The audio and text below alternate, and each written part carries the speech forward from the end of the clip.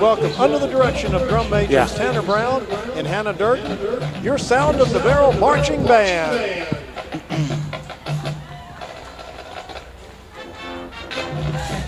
Okay, now they're doing.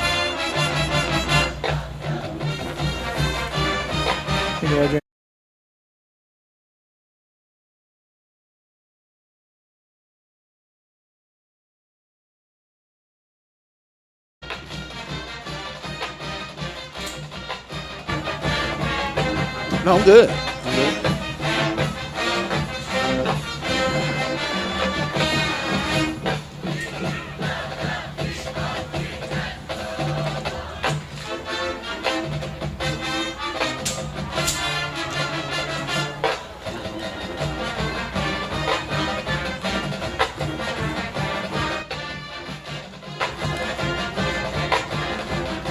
This is not numerical. This is numerical. But this is good to see. That is good to see. Well, I'd rather go with this one.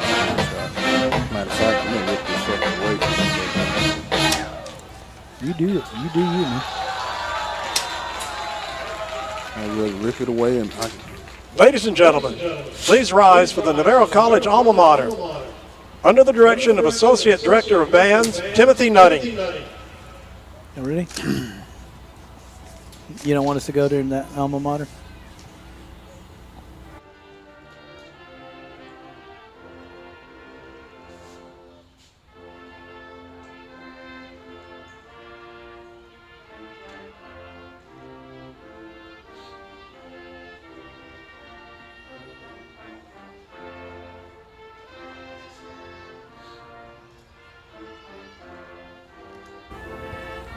Good evening, everyone, and welcome to Tiger Stadium at Corsicana National Bank and Trust Stadium.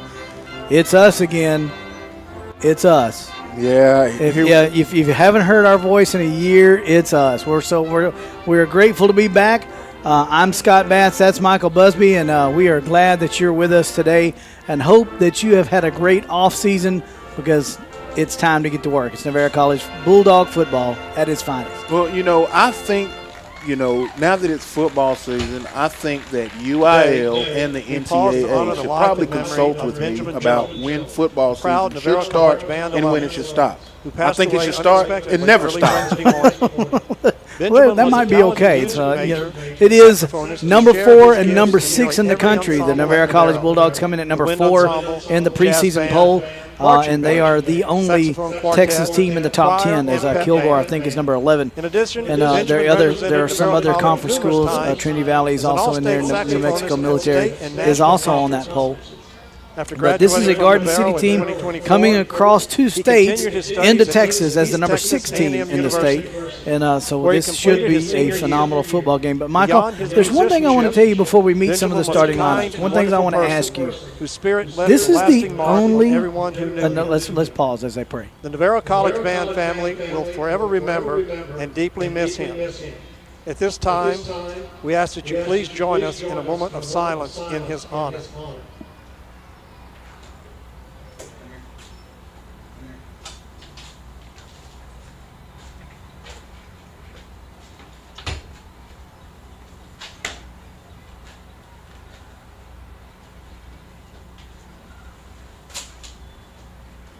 Thank you. At this time, would everyone please remain standing as the invocation will be given by Pastor That was a Paul moment Denny of silence for one of the Navarro members Church. who was killed in a car accident this week. So that moment of silence as we pause for our invocation. Life, the opportunity to gather and support our Navarro Bulldogs. We ask that you bless the players, coaches, and officials tonight, protect the athletes, give them strength and sportsmanship, and may all that is done here today honor you. In Jesus' name we pray. Amen. All right, so Michael, let's talk about this ball game as we get ready. We're about caps 7.5 minutes away from kickoff. Under the direction of Director This is of the Band, only level of competition where they don't have an Buck inter squad, they don't have a scrimmage, they don't have a lot of things. And the last week's game was canceled, so they're getting number 6 in the country coming into Corsicana, having only hit their own players. That's going to be a challenge today. Well, most definitely it's going to be a challenge, but this is college football, but these guys will be able to adapt. I mean, both coaching staffs from both of these schools have, I'm sure that they've prepared their kids for this ball game, regardless if you had one last week or this week. Once last week is over with, you have to prepare for this week, which is why I think that canceling a ball game last week should not affect them. We'll see how it goes. Let's meet the Navarro College Bulldog lineup, though, if we could. Starting across the offensive front at center, Carlos Betancourt, the 6'3" sophomore from Arlington Summit High School. Right tackle is Jerry Thomas, the sophomore 6'4" young man from Arlington Martin High School. Right guard is Quentin McCarty, the sophomore from Brownwood, the former Brownwood Lion. On the left side is left guard Penny Massima, the sophomore from Euless Trinity High School, the Trojans. Left tackle is Xander Horton, the 6'5" sophomore from Silsby, the former Silsby Tiger. In the backfield for the Bulldogs will be tight end Mason Muau, the 6'7" sophomore, big target from Campbell, Hawaii. They were going to go with a double tight to start this game, and Nakari Ashley is the other one from Marietta, Georgia. The wide receivers, they'll shuttle them in. Israel Olato Judah, the freshman from Katy. Also Jahari McDonald from Myers Park, North Carolina. Micah Simpson, we talked about him last year, the 5'10" sophomore from Greenville, the Greenville Lion there. And the running back, Sergio Snyder from Arlington, Texas, the 5'11" sophomore. We do not know who the quarterback of this team will be. I would think that it is most likely going to be Brian Shackleton, the sophomore, 6'1" sophomore from McKinney, who saw most of the action last year. Got this Bulldog team started in the right direction. Yeah, most definitely. When you bring up Shackleton, he got a lot of playing time last year. He did. And, we saw him hook up with Micah Simpson several times last year. So, I look for those two guys right there to have a big ball game today. Well, not only a big ball game today, but a great season, barring any injuries to either one of these two. Now then, you got some of the defensive starters. Why don't you take that away real quick before we have the national anthem? You said defensive starters. Okay, where should I go to start this at? Right here. Right now, you've got Jason Douglas, the defensive tackle from DeSoto, 6'3" from DeSoto. You got Raymond Parnas from Tomball at defensive end at 6'4". Also, and he is a freshman. And you got Travis Roman, the 6'2" sophomore from Nederland, Texas. Nederland Lion. And Cameron Penny at outside linebacker, 6'2" from Houston, Texas. You got Walker and here come the Bulldogs, DeHarst led by head coach at Ryan Taylor. 6'3" inside linebacker from San Antonio, Texas. Majorvius Moss, the 6-foot sophomore from Northwood, Louisiana. And at corner, you've got Camaro Mayo, the 5'10" freshman from Parkway, Louisiana. And you've got Dalen Brown, the 5'11" sophomore from San Antonio, John Jay. Cole Smith, also an inside linebacker from McKinney, Texas, which is actually McKinney Boyd. And you got DeMarc Blunt from Carrollton, Louisiana, a 6'1" outside linebacker. And there, as you can see on your video screen, whatever you're watching us on today, as the coin toss, Garden City won the toss, and they have deferred their option to the second half. Navarro will get the ball first, and we will see the Bulldog offense, and they're 4th ranked in the country, and we'll see what they can do with the ball when they get it first time out. And as we mentioned before, this is the first, football's just getting started for a lot of the areas. Certainly, as they get ready to go, man, football season's going to go from now to Christmas. So if you got Friday weekends, things like that planned, you might want to get those plans nullified or later on because it's going to have a lot of fun. As it's football season, as I've said, all is right with the world when football season rolls around. I like to call Friday nights during football season and Saturdays during football season, Friday and Saturday church, Good call. Because you really draw a crowd when it's football season.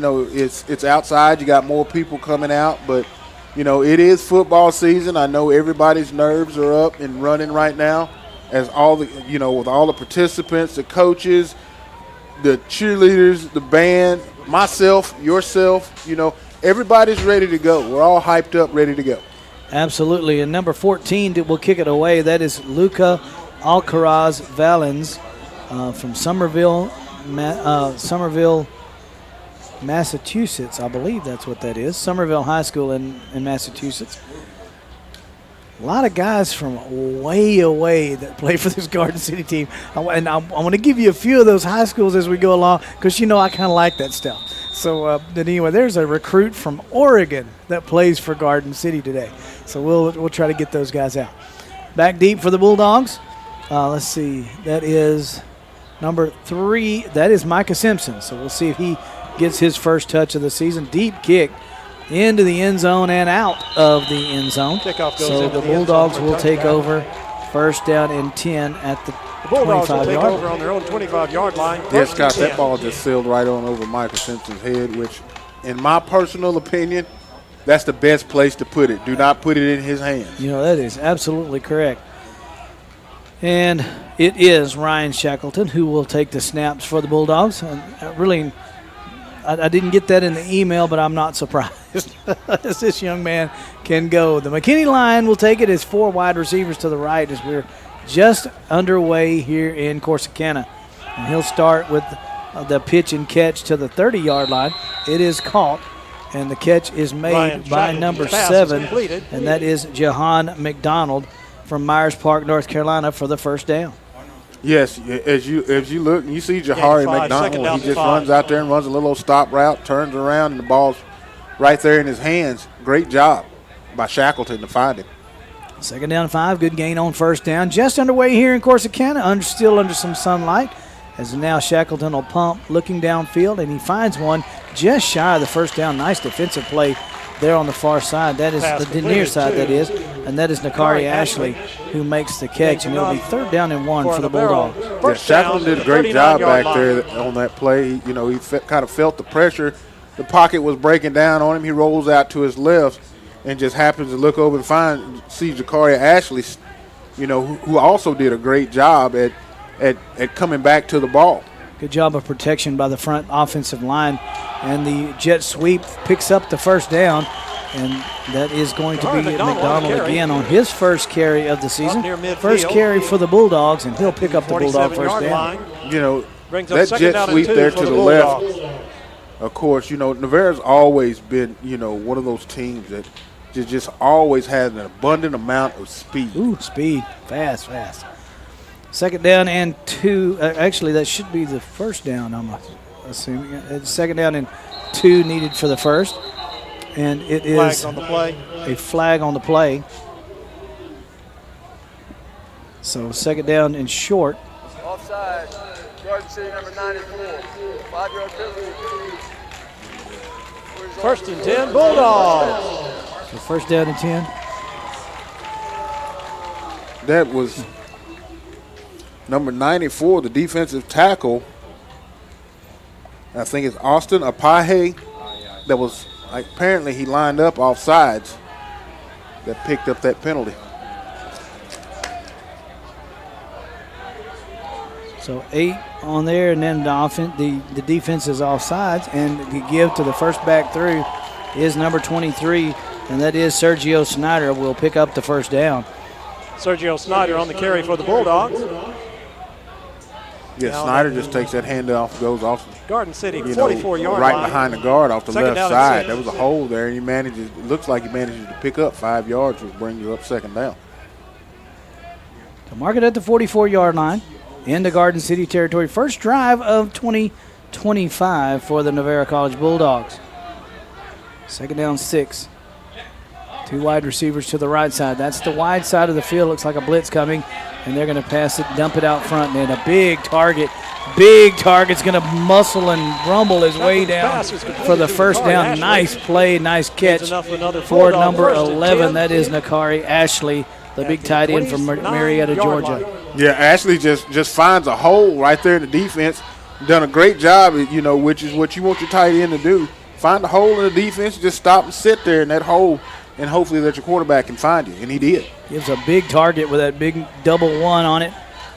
First down and 10 for the Bulldogs. Now he'll go in motion across the formation. He'll put 4 receivers on the right side. Shackleton will roll that direction, looking downfield, and his pass is intercepted, picked off by number 8. And let's see, do I have a number 8 here? Shackleton's pass intercepted. Just trying to find him on my roster. Number 8 is Greg Johnson, from headed to the Naval Academy from Midlothian Heritage. From Midlothian Heritage to Kansas, and he comes to Corsicana and picks off a pass. So mark the ball, and the Garden City Broncbusters get a stop at the 13-yard line, first and 10. 13-yard line, first and 10. And the snap goes underneath him, squibs underneath him, and that is number 9. The quarterback is Jaden Sisk from W.T. White High School in Texas as well. Scott, I spoke about this earlier about everybody, being a little nervous right now, and that right there looks like the center for Garden City is a little nervous. He just slid that one back there to the quarterback. If you're not nervous now, you certainly are down at your own 1-yard line with a lot of blue underneath your feet. Second down and long for the Broncbusters.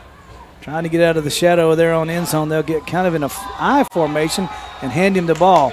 Is he going to get out? He did get out. And then he's back in. They're going to give him forward progress to the 2. Yes.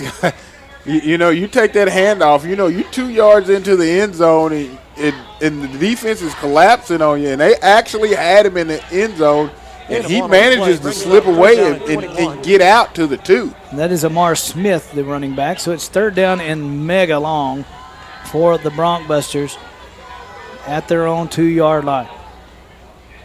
Trying to get into the positive yardage, too. They started off with a -12 on the fumble.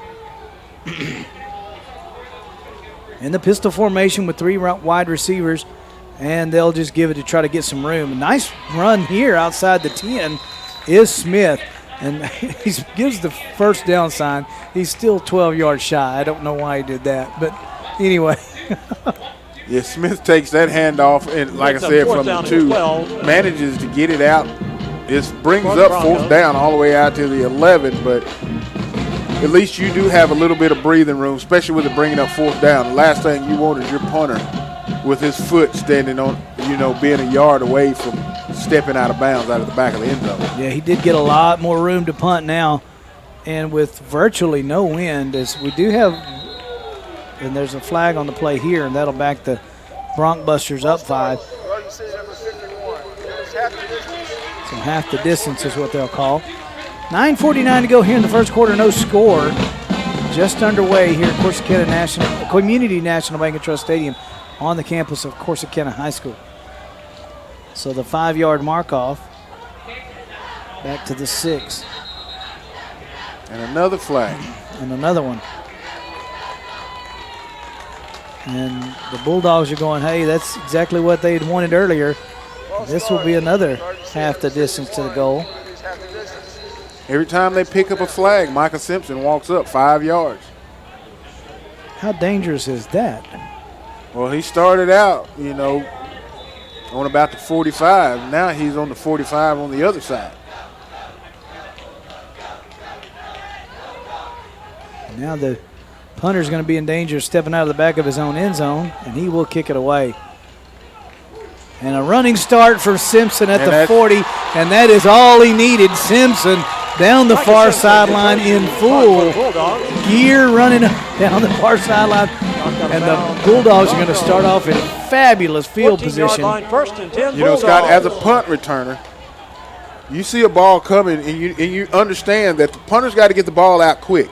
So, therefore, he's got to hurry up and get it out, and Micah Simpson catches a line drive on the run with a full head of steam, and that's the last thing you want that young man to be doing is running. Man, that's about as pretty a punt return as you'll see in a long time there. As the Bulldogs start 1st and 10 at the Garden City 16-yard line. Knocking on the door for the game's first points, and the give up the middle is to Snyder. Snyder hit at the 10. Will push his way forward to inside the 10 to the 9. Sergio Snyder on the carry. It'll be second down and short coming up for the Bulldogs.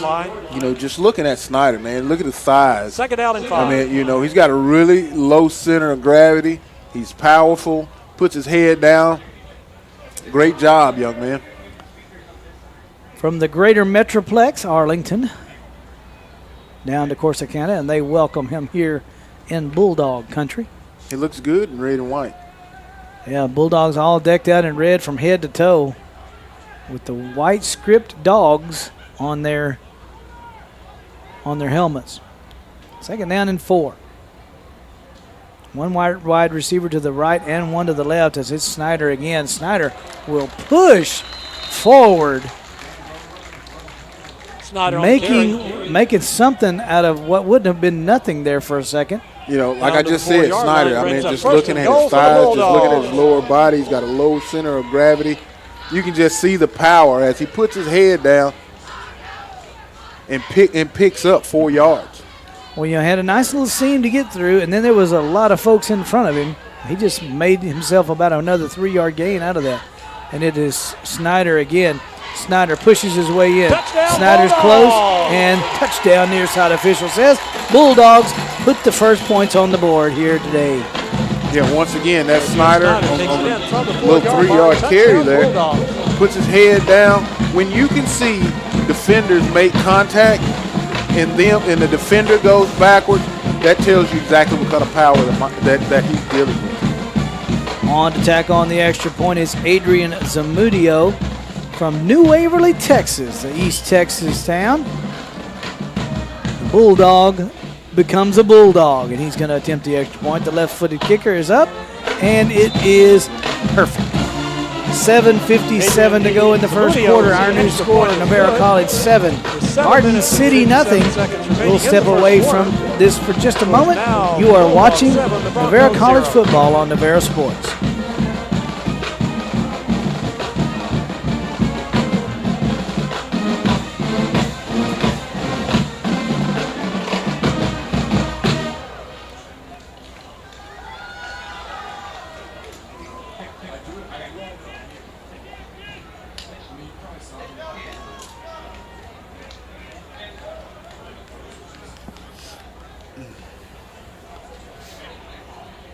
Do you want the scoring summary? You want to give the scoring summary? I will. I'm going to circle them right here in the right corner.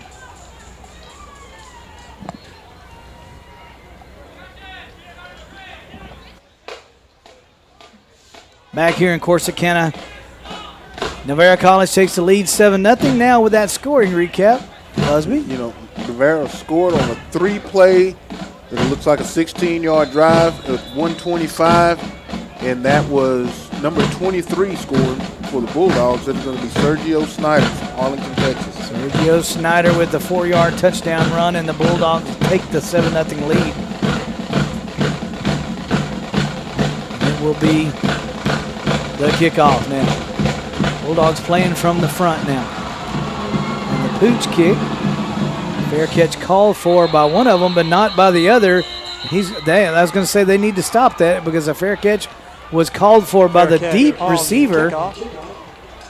And that could be a delay of game, could it not? Usually that's a delay of game.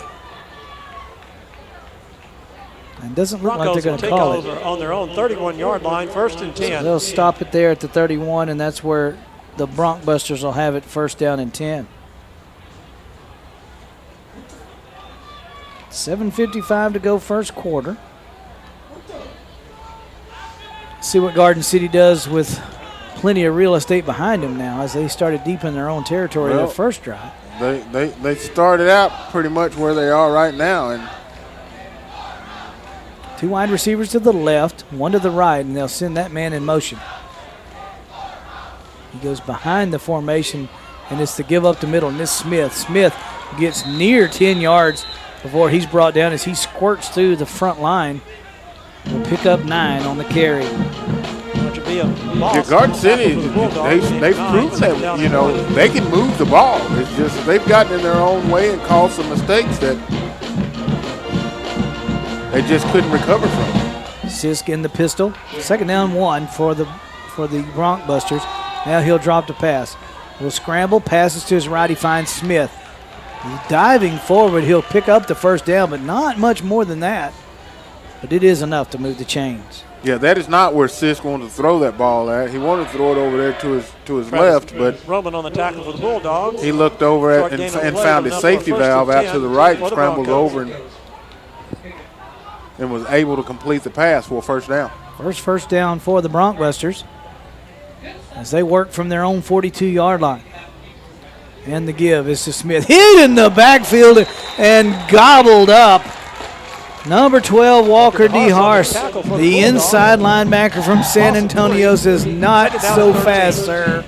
I'm not too for sure that Walker DeHarst somebody didn't tell him to play before it started, because it was like he already knew it was there. Big hit for a loss on the play. 2nd down, 13. Cluster of wide receivers to the right side. This time they're going to set up the little screen. And it is caught, and he's going to be dropped still behind the original line of scrimmage. Catch made by number 0. And my rosters is difficult to read. That is Sinnard Bennett from Miramar High School. Yeah, Bennett just, you know, he did all he could with that one. He just, you know, wasn't, as soon as he caught it, he was tackled. And Garden City seems to do a really good job at going forward for a couple of plays and then going backwards for 3. Bulldogs are sliding their defensive front. They're not advancing toward Garden City. They're sliding laterally, and it is causing all kinds of trouble with the offensive front for the Garden City Broncbusters. Another false start penalty, the 4th of the 1st quarter. You know, and as a coach, and you see this, I mean, we're still in the 1st quarter, and you've already gotten 4 false starts. He ain't going to have any hair after this ball game. See him sliding, and they put one up there. That's crazy. And the ball's on the ground, and Sisk will scramble back on it. He'll take another loss on the play. And the Broncbusters are going to have to kick it away on 4th down and a half a mile, it looks like. Looks like it's about 4th down and about probably looks like about 23. Well, you used to could say a long-distance phone call, but our listeners and viewers probably don't know what that is. No, that doesn't exist anymore. So we'll refrain you from telling you what a long-distance phone call used to be, but I bet you get the point. 4th down and long, 21 to be exact. And they'll kick it away. Simpson stands at his 30-yard line. And it is bobbled and covered Fumble on the play. And the Bulldogs are going to recover, but that's all academic because that's a missed 4th down. Bulldogs take over on down. Boy, you talk about the wheels falling off. That is a tough play there. So 1st down and 10 for the Bulldogs, 4:41 to go here in the first. And the Bulldogs have got a 16-yard drive now. All they need is 17 yards for this one.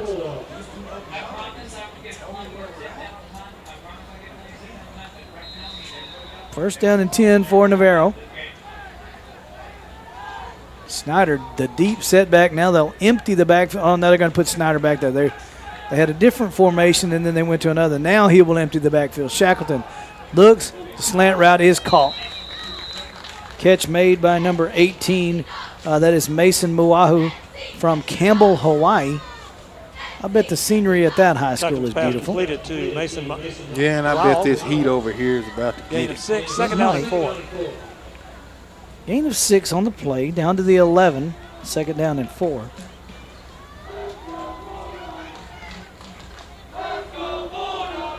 Never been to Hawaii. Love to go do that sometime. Well, I'm determined that I'm probably not going to ever get back on another airplane. So unless somebody build a roadway there, I ain't going. They build a bridge, huh?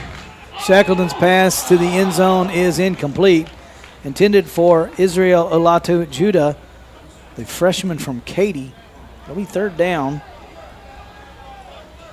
I think he didn't give his receiver a whole lot of opportunity to catch that one. Well, it looks like he may have still, even though he slipped down, may have gotten his hands on it. 3rd down and 4 for the Bulldogs. Under 4 minutes here in the opening quarter of 2025. The reigning conference champion Bulldogs coming off of a bowl game win and a timeout taken by Navarro. Timeout on the field. We'll step away as well. It is 7-0 Navarro leads here in Corsicana, and we'll be back with more on Navarro Sports right after this.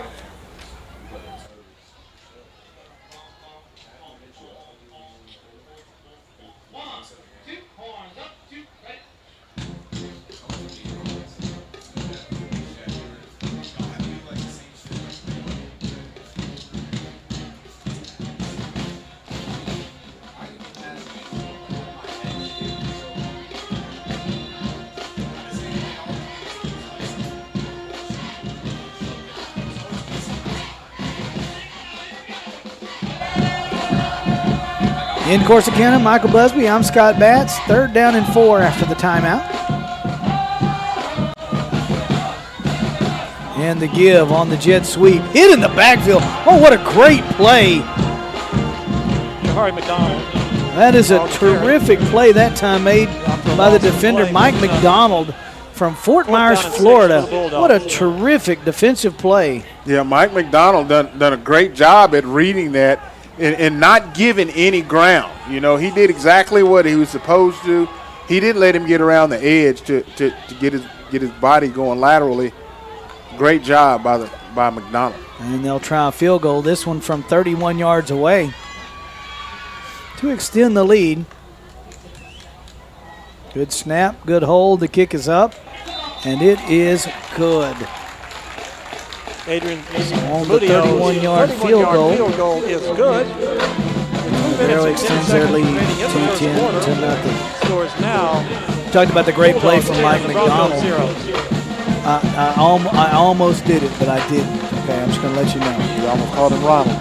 No. I almost said that he was a former Doobie Brother, but with our listening and viewing audience would not be able to go 70s music from that far back. See, I'm trying to catch the audience as they are. You see what I'm saying? That's going to be tough. It is. Well, as old as I am, yes, that's going to be different. I mean, you've already chunked a long-distance phone call at them, then the Doobie Brothers. Hey, well, you do what you do, right? So 3:10 to go. All I'm trying to do is keep the folks in the studio somewhat entertained. I don't know if I'm succeeding or not. Let's just hope that with the way that you are today, that there's a bunch of grandparents out there listening to the ball. It may be Grandparents' Day here in Navarro. Yeah, we need to check on that. We'll see what happens. Scan the see, they're scanning the bleachers for us. And the kickoff comes down to the 20-yard line. Bobbled there again. Picked up. Trying to find something. And not going to get a whole lot of mileage out of that. As the Bulldogs swarming on coverage, Michael Busby. They're swarming on coverage, but that's another dropped ball by Garden City, which has been their Achilles heel this whole first quarter. This is true. That along with false starts, but you're absolutely right there. Now that is those two combinations of errors right now are why we're seeing a 10-0 score here, only 12 minutes in. And the give is to, this is a new running back. This is number 10, and that is let's see. Broncos take it out. That is Jakeem Thomas is the carry. Line, 1st and 10. He'll get to near the 40-yard line. No, the 38-yard line is where they're going to put him. So 2nd down and 2. Oh, actually, it's 1st down, excuse me. And now they'll swing it out to him, and he's going to lose yardage here. That's going to be Cameron Penny, 6'2" outside linebacker from Houston. Brought down the play by Cameron with a tackle Penny. For a loss. So he's going to get a loss on the play back to the 35-yard line. Bulldogs, a loss of 3, 2nd down and 13. 2nd down and 13. Send a man in motion, and they'll make it 3 wide across the right side. And now Chase, giving Chase under, scrambles, and it is, I think he short hopped him there. Did they call that a catch? Oh, wow, okay. They called that a catch. Brings up. Just from my eyesight, that is Naz Session. Makes the catch. Gain of 11 on that one. Yeah, I thought he short hopped that one too. So they'll give him that and the 1st down. Well, excuse me, no, it's 3rd a couple.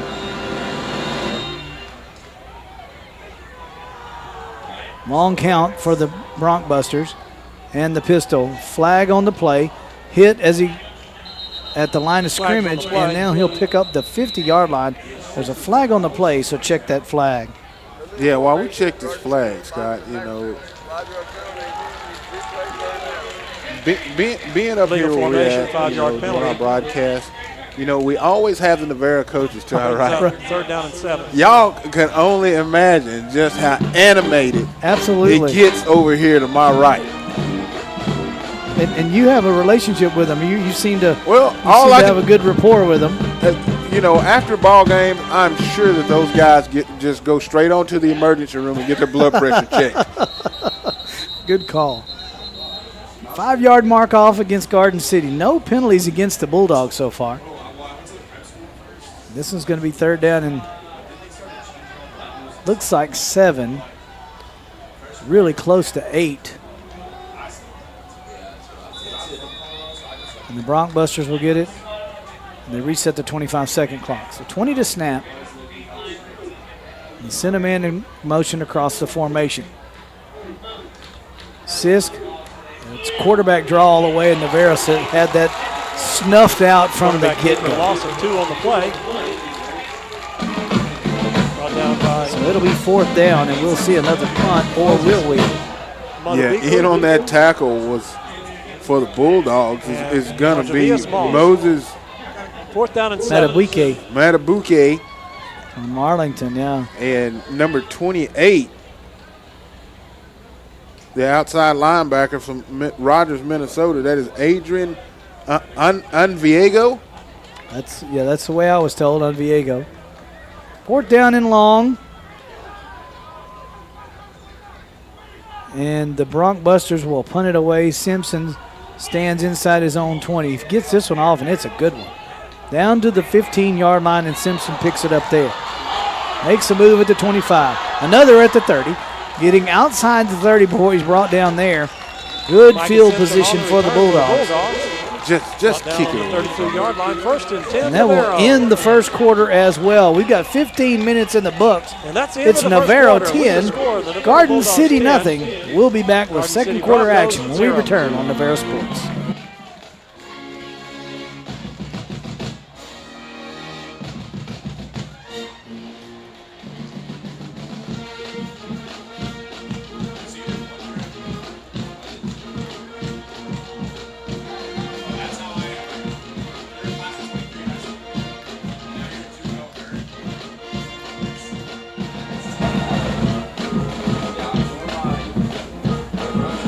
Oh, they're in my bag.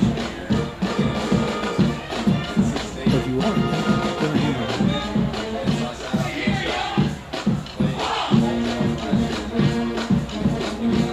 I missed one what?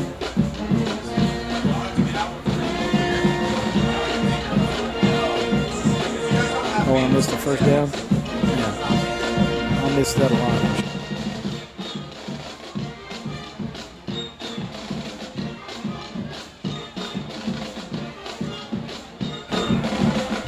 Back here in Corsicana, second quarter action. Michael Busby, I'm Scott Batts. 4 wide receivers as we flip the quarter, and the Bulldogs go the other direction. Movement in the defensive front, and it's Shackleton. He's going to let one go, and it is incomplete. Intended for number 18. That is Mason Muau.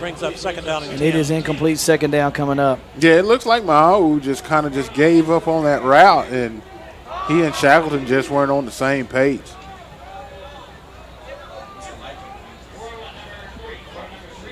So second down and 10 as we start the second quarter here in Corsicana. 14:56 to go. And 4 wide receivers, same set again. Hit as he throws. Oh, intended for number 11, Ashley. And Shackleton took a real shot right there. Yeah, those are kind of shots right there you don't want to see your quarterback taking. Big time hit there in the backfield. Yeah, he took a shot, but thankfully he was able to get enough on the ball to get it out of his hands.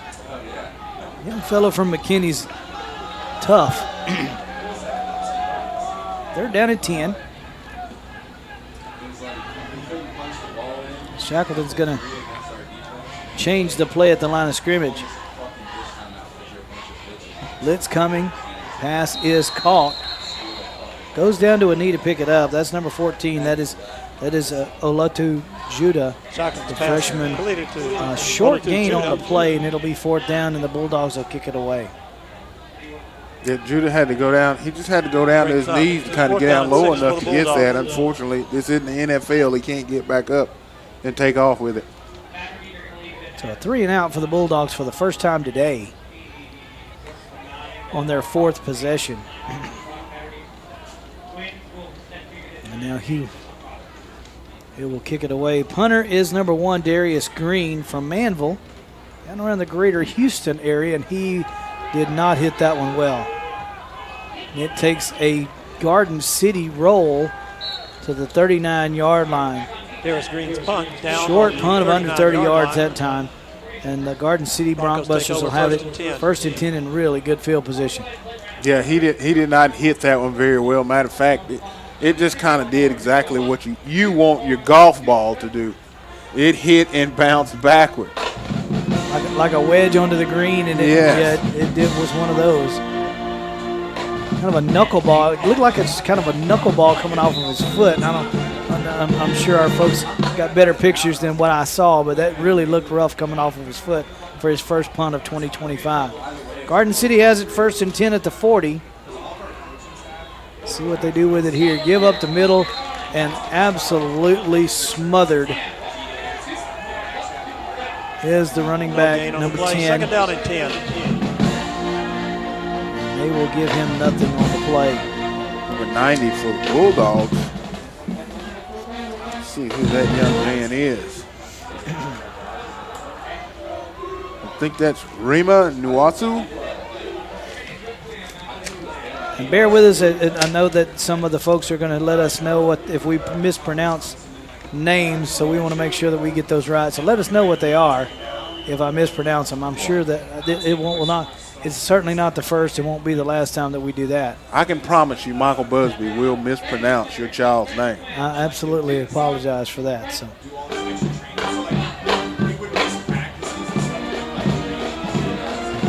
Spotted at the 46-yard line. On the play brings up 3rd down and 6.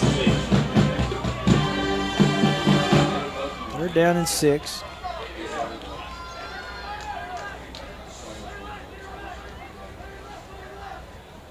See what they do here is sun falls and we're lit up by the lights now, and that was squirting through, and he'll pick up the 1st down. Spins out of the tackle and gets inside the 50. Carried into Bulldog territory, 1st and 10 Broncos. And they will run their first offensive snap, Busby, with inside Bulldog territory. Yeah, I was starting to think that we were going to be able to sit up chairs on the opposite end of the field because they weren't crossing the 50.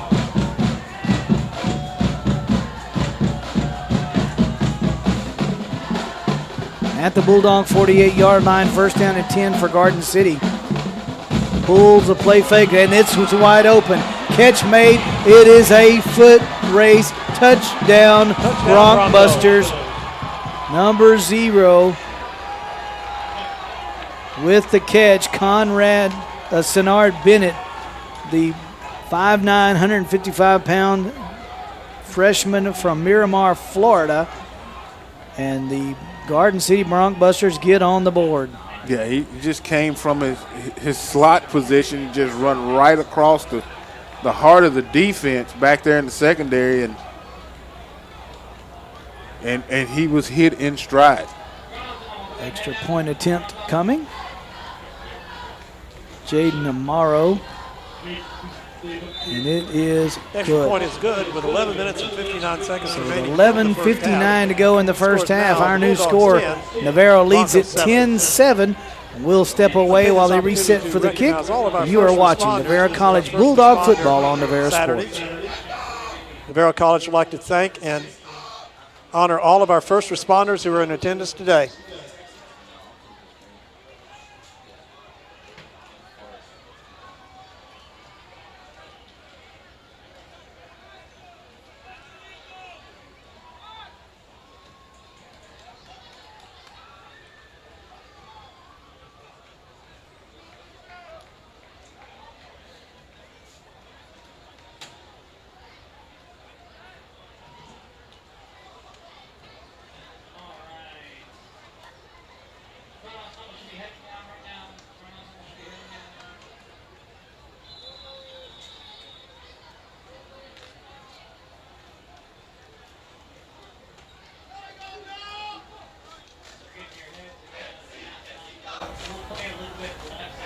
Here at Navarro College Bulldog football, after the Garden City score, it is time for the kickoff. Bulldogs will return it. Simpson back deep. He'll catch it at the 5. Sets the wedge up to the far side. Now he's got the seam. Now he's got the far side. Knocked out of bounds. Micah Simpson on the return for the Bulldogs. They'll give him the 30. Let's see where they're going to stop. Not sure they did stop. No, 30-yard line. Here we go, 1st and 10. Yeah, Simpson was literally just one step away from breaking that one. Bulldogs take over on their own 30-yard line. Bulldogs First after a and 10. 3-and-out, trying to avenge that 3-and-out. Their first of the game. So 1st down and 10. And they'll send 2 wide receivers to the right, 1 to the left here on 1st down on possession number 5 of this game.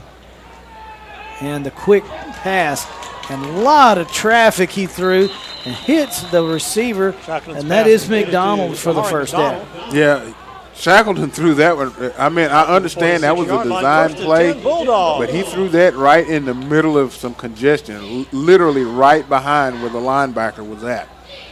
That's one of those where it could easily go off somebody's headgear, just as easy as it could go into the breadbasket of the receiver, but he hit him in stride. 1st down Bulldogs. 3 wide receivers to the right. Shackleton looking under pressure and dropped. Sacked for the loss and back to the 39-yard line. The 39-yard line. Rashad Jones just comes from his right defensive end position, and he just kind of stays with it. He started back into the backfield, and as Shackleton stepped up into the pocket, he just worked his way down the line, laterally down the line. And that's really the first time tonight that we've seen Shackleton not feel that pressure behind him, as he's been able to step up into it most of the night. First sack of the Bulldog quarterback tonight. Now he'll take 2 steps toward us and complete the pass, knocked out of bounds his connection with Simpson to the 49-yard line. There's a flag on the play. And we got a flag on the play. That could be defensive holding there, couldn't it? Pass interference. Or it could be offensive pass interference. That one was called on Nakari Ashley, the tight end, for offensive pass interference. A big guy like that would get in somebody's way, I would imagine. And that's a big one. That's a 15-yard mark-off in the collegiate and high school game, back to the 23-yard line. 15-yard step-off. Brings up. That Second down and 32 for the Bulldogs. That yard marker's a long ways away from each other. Yeah, the scoreboard says second down and 32. As the Bulldogs send 3 wide receivers to the left. Give it to the first back through, and that is Sergio Snyder. Snyder takes it. On the carry for the He'll get Bulldogs. decent yardage. He'll get outside the 30. And they're just trying to get some room Down to on the punt. 30-yard line. As they'll probably, Brings up. unless they just Third happen to down break and one, which is always a 26. likelihood with the Navarro offense. Once again, like I said earlier, this Navarro offense has always been loaded with a lot of speed. 3 wide receivers, and as Michael Busby so eloquently put it last year, you better find 3. You better find out where he's at. And they'll play fake. Looking downfield, stepping up, Shackleton under pressure, and he is dropped again. The Garden City pressure starting to get the best of the Bulldog offensive front. Yeah, in on that tackle for Garden City 23-yard line. is Marvin Hall, 37 for the Bulldogs. number 99. So 2 sacks on that sequence. And the question is, how far beyond the first down marker can you punt it here? We shall see. We're going to find out. Green back to kick it. And he hits it and hits it much better this time. Yes, much better punt from Green. There's Green's punt. 45 on the kick. Fair catch. Garden City will take over at their own 32-yard line. Take over first and 10. Much better flipping of the field for the Bulldogs that time. Chick-fil-A food available in the concession stands today. Sponsored by Chick-fil-A. I'd like to take just a second to thank the folks at Navarro College for granting us another year of honoring you with Navarro College football, with Michael and myself doing that. We appreciate them, appreciate the confidence that they have in us, and we hope that we keep you moderately entertained through 2025. Thanks to Coach Landers and his staff at Navarro. And the end around on the jet sweep is no good. Is Damon Littles Jr., wide receivers from Rialto, California. He'll lose yardage here. Moses. Scott, you just said, touched on something, thank them for having Second down and confidence. 13. I don't know if we got them fooled or they really got confidence in us. This is probably true. And again, to the fullback through.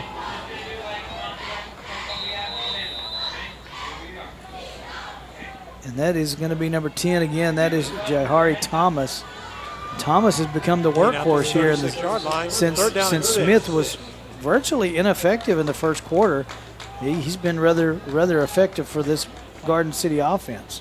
Yeah, Thomas, takes that handoff off the left side, and he right before he feels contact, he just spins right out of that tackle, pick up a couple of more yards. Sis back to pass. Now he's under pressure. He's going to take off and run with it. Directing traffic, dives for the first down.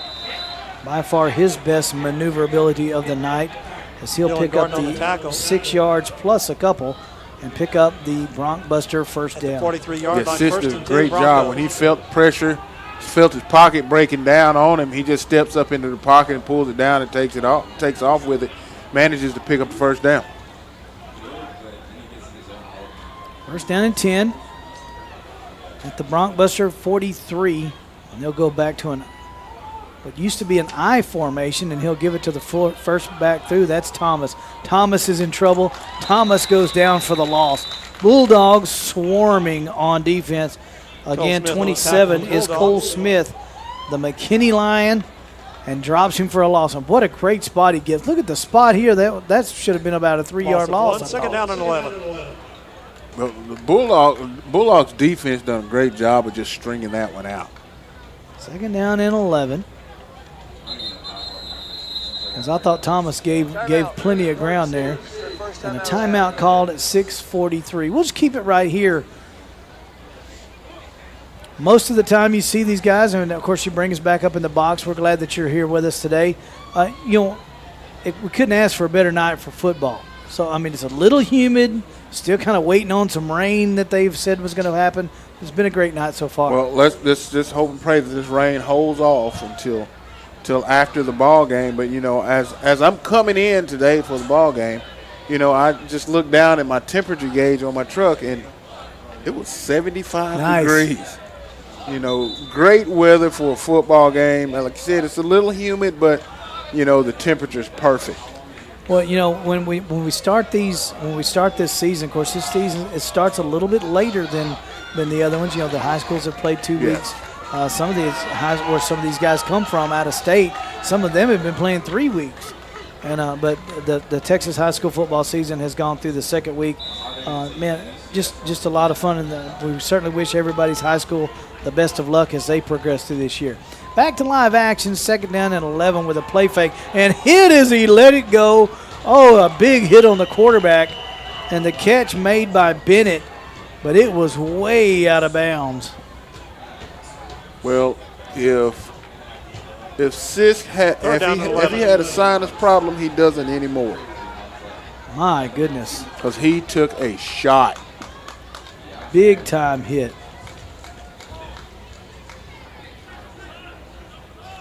As Jaden Sisk, the young man headed to Mississippi Valley State from WTY, the former Longhorn at Dallas White.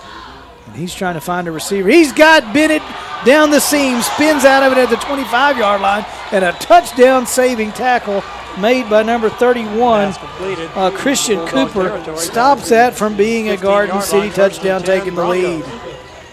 Yeah, Bennett done a great job. I mean, it just staying with the play and finding the seam in that defense. Great job by Sis to find him. Converting a third down and long, and the Garden City Broncbusters have been on the mat most of the time, but now they're starting to rev up. Number 1 is John Randall Jr., Wichita, Kansas on the carry. Not quite back to the line of scrimmage. I mean, this is a totally different offensive group than what we saw the first couple of series from the Broncbusters. Ollie Vinson, the freshman from Garland, on the stop. Second down 11. And running the old-fashioned option, and it's Sisk zipping through into the end zone, and the Broncbusters take the lead. Just sitting here, looking at Sis, he is not a little guy. Listed in the program at 6 foot, 205 pounds. 6'1" to be exact. And on for the extra point to put them ahead by 4. Good snap, good hold. The kick is up, and it is good. 5:22 to go in the first half. 14 unanswered by the Garden City Broncbusters, and they have grabbed the lead here in Corsicana. See what the Bulldogs can do here to get back into this one and regain that lead in this topsy-turvy ball game.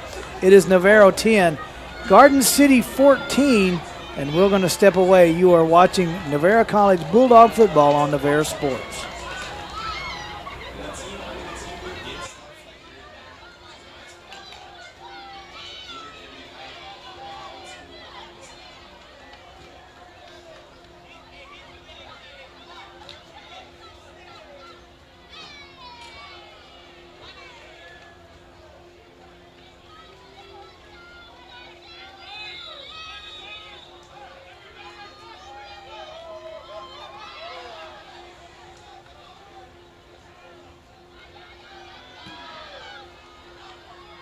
Back here in Corsicana as Simpson takes it at the goal line.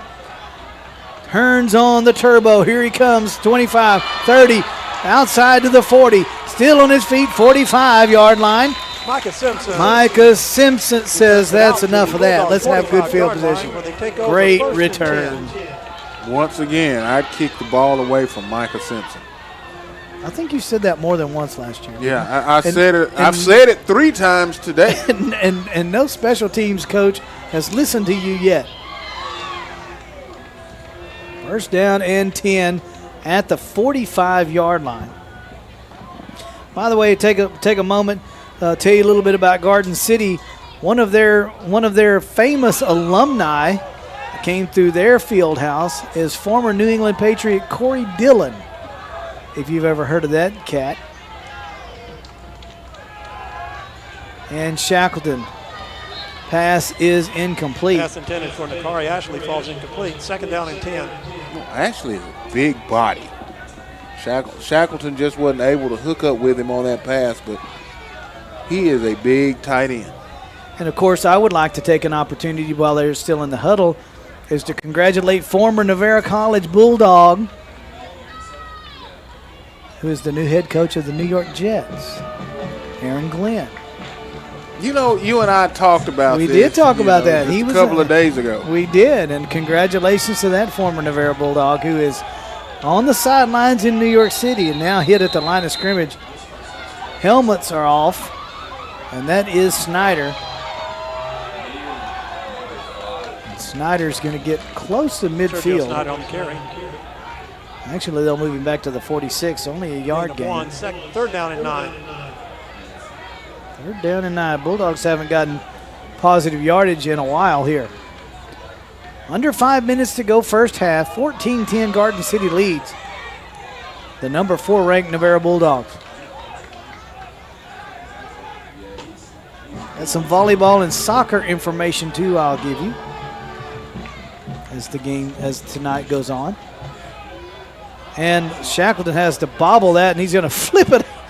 He's going to flip it out to his receiver, McDonald. And that play was not going to go anywhere from the start, as McDonald trying to turn something from a disaster and was not able to do so. Fourth down coming up for Navarro. Well, at least he was able to get it back up to the line of scrimmage, because that one had trouble written all over it.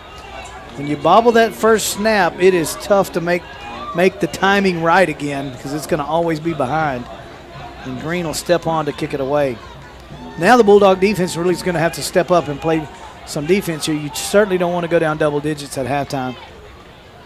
Low snap and the kick. Good one.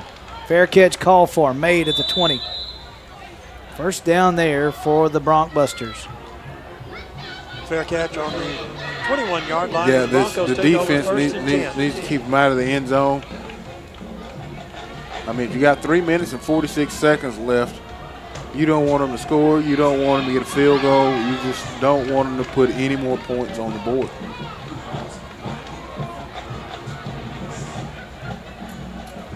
I'll pull up some information for you before maybe we can share with you. Thanks to Mike Montford, who has given us the information.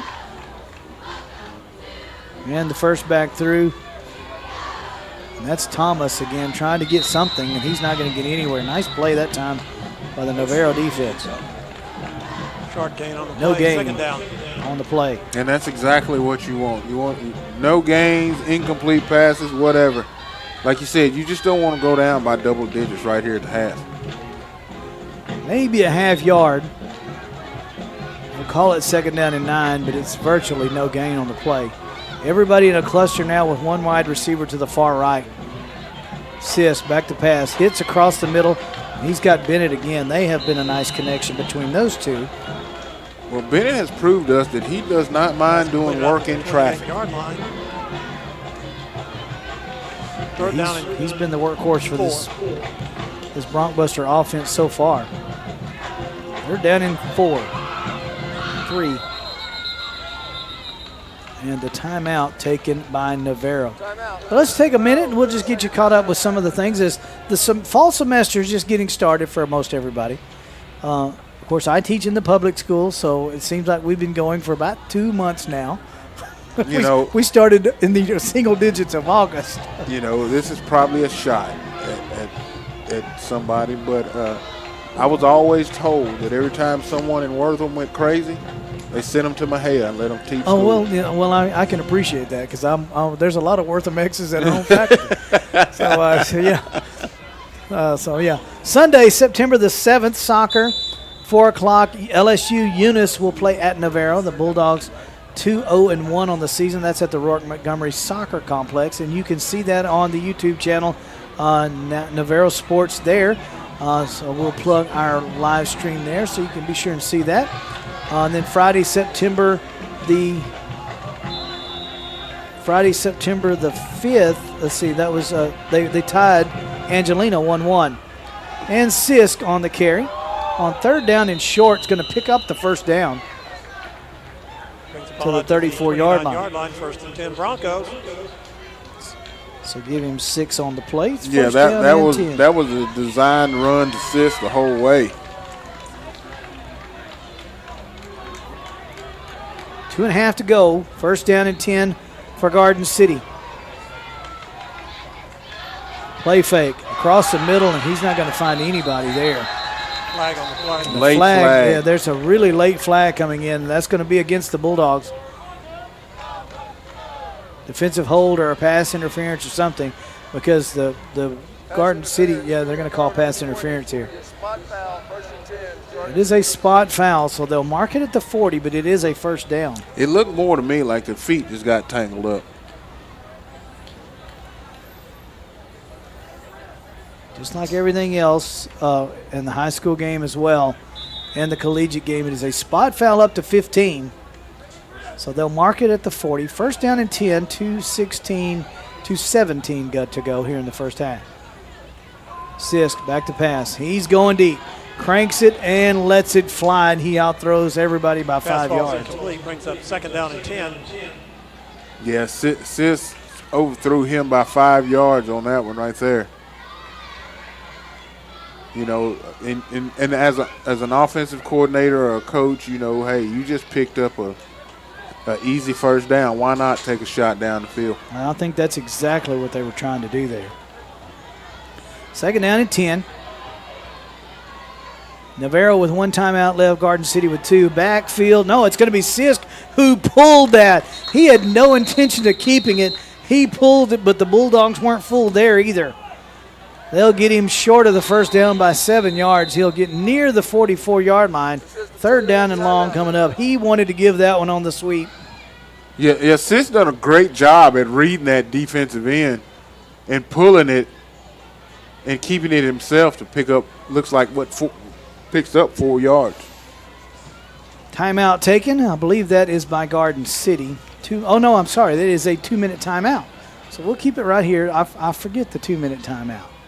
This is the second year that's been in effect, and I still forget it. I still forget it. I wasn't this forgetful until I started really hanging out with you. But it's not to be confused with the 2-minute warning, which is in the NFL. Well, it is not the 2-minute warning. It's the 2-minute timeout is the terminology. 2 minutes is 2 minutes. It's still 2 minutes. You're right. All right, so other information that we can give to you, volleyball is in the Odessa Wrangler Invitational at the Odessa College Sports Center. Lady Dogs not performing very well down there, Michael Busby, as they have lost all 3 matches so far. They played at 9 a.m. Friday, lost to Eastern Arizona in 3. Played again at Friday against Odessa and was swept there 3-0. And we'll catch you up with the rest of that here in a minute with the upcoming schedule for the Lady Dogs there. 3rd down and 6. Play fake. Now he'll pass to the near side, trying to get to the middle. He's going to get to the 50-yard line and raise his hand and call that a first down, and the officials are going to agree with him. Once again, he does a great job at working in traffic, and Sis does a great job at finding him. At midfield, ball spotted on the Corsicana, Texas. It's in the panhandle if you're keeping score at home. Sis back to pass. Looking downfield, pressure on him, and hit at the 44-yard line as the catch is made. That's number 4 on the grab. That is,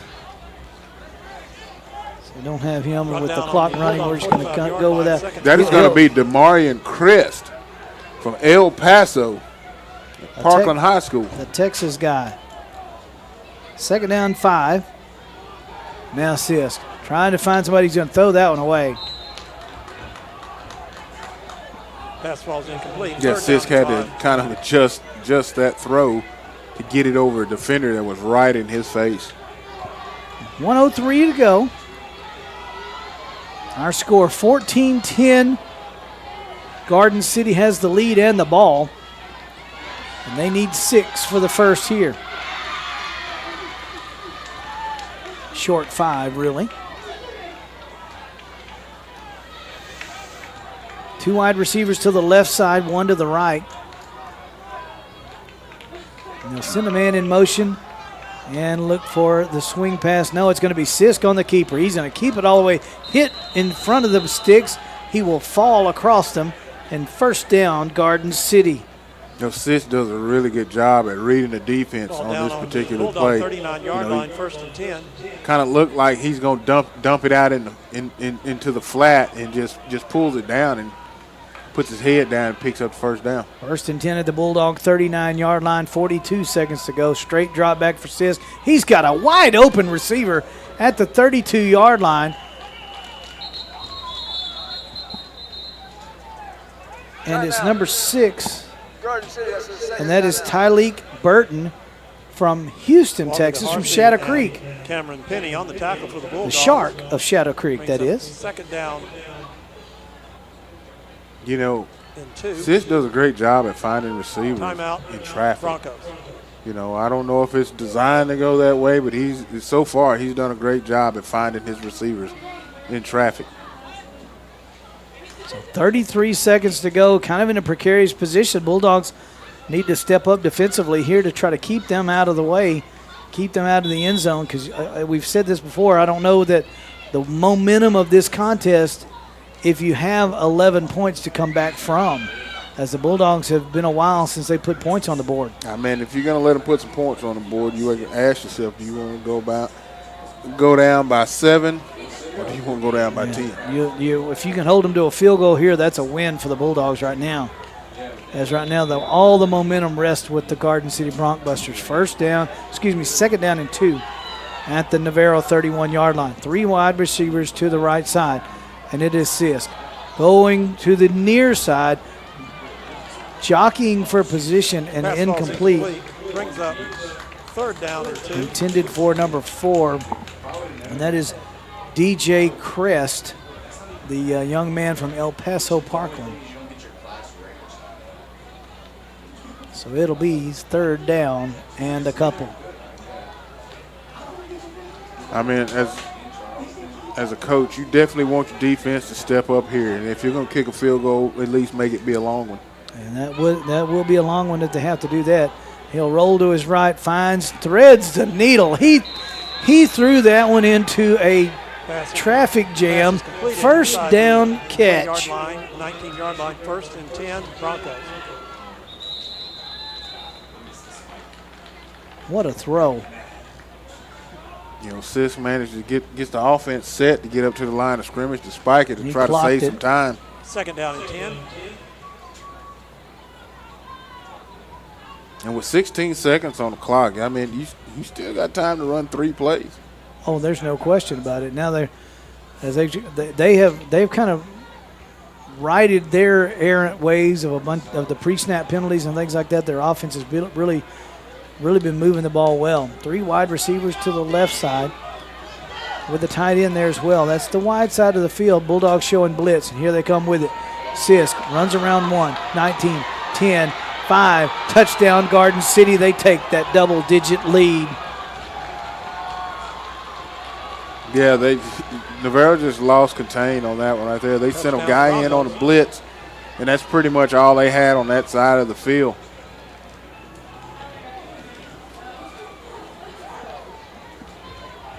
Long drive, big time-consuming drive. As they took that at the 3:40 mark, worked it all the way down to 10 seconds. Extra point.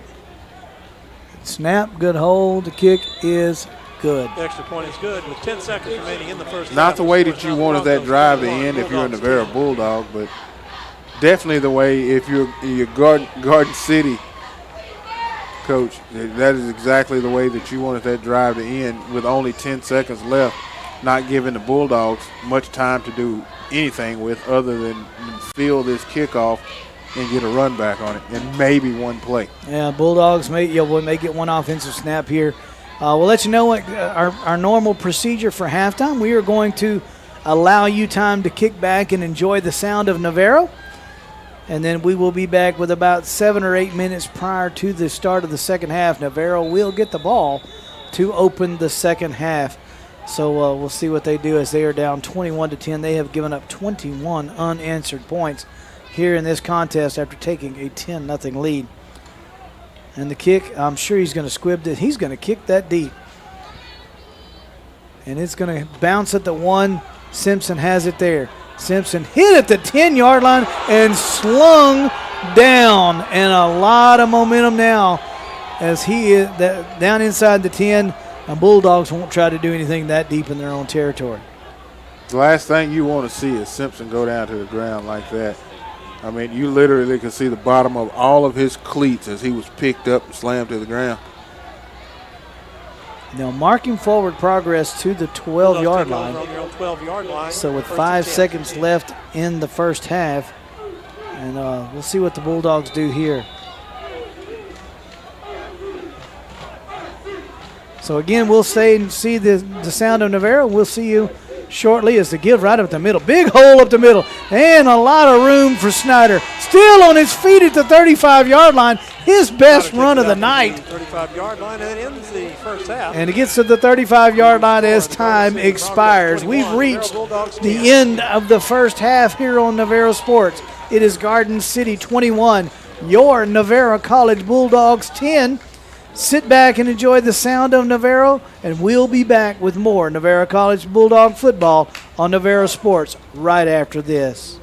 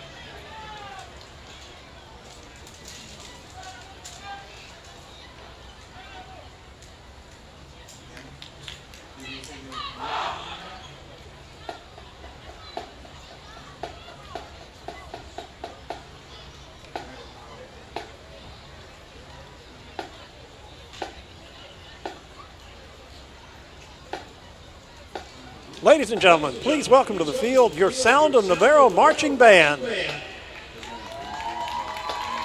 Sound of Navarro will be performing their fall 2025 show entitled The Dark Duo, featuring music from the movies of Tim Burton and music of Danny Elfman, under the direction of drum majors Tanner Brown and Hannah Durden. Please welcome the Sound of Navarro Marching Band.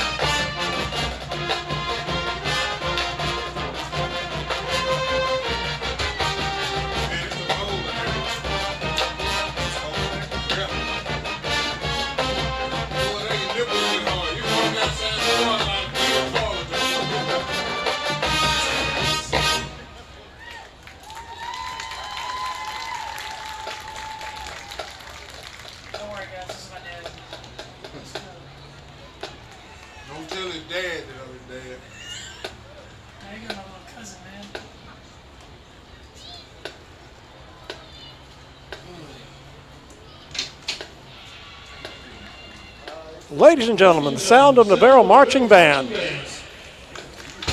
The Navarro College Director of Bands is Dr. Joshua Buckrucker. The Associate Director of Bands is Timothy Nutting.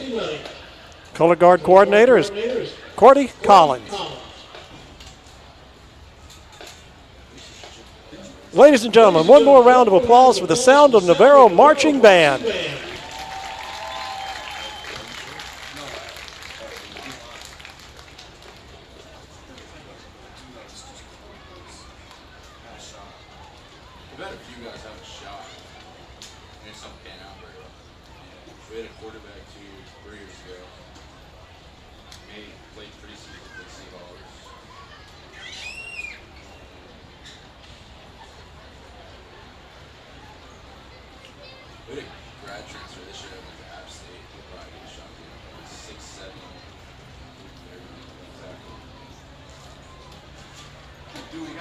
We got like 3 dudes, or not me. There's one dude plays for the Broncos, the line. Actually, like plays this dude for the Vikings. We got a dude drafted by the Raiders. He won the executive deal, so I would say most of the guys are surprised.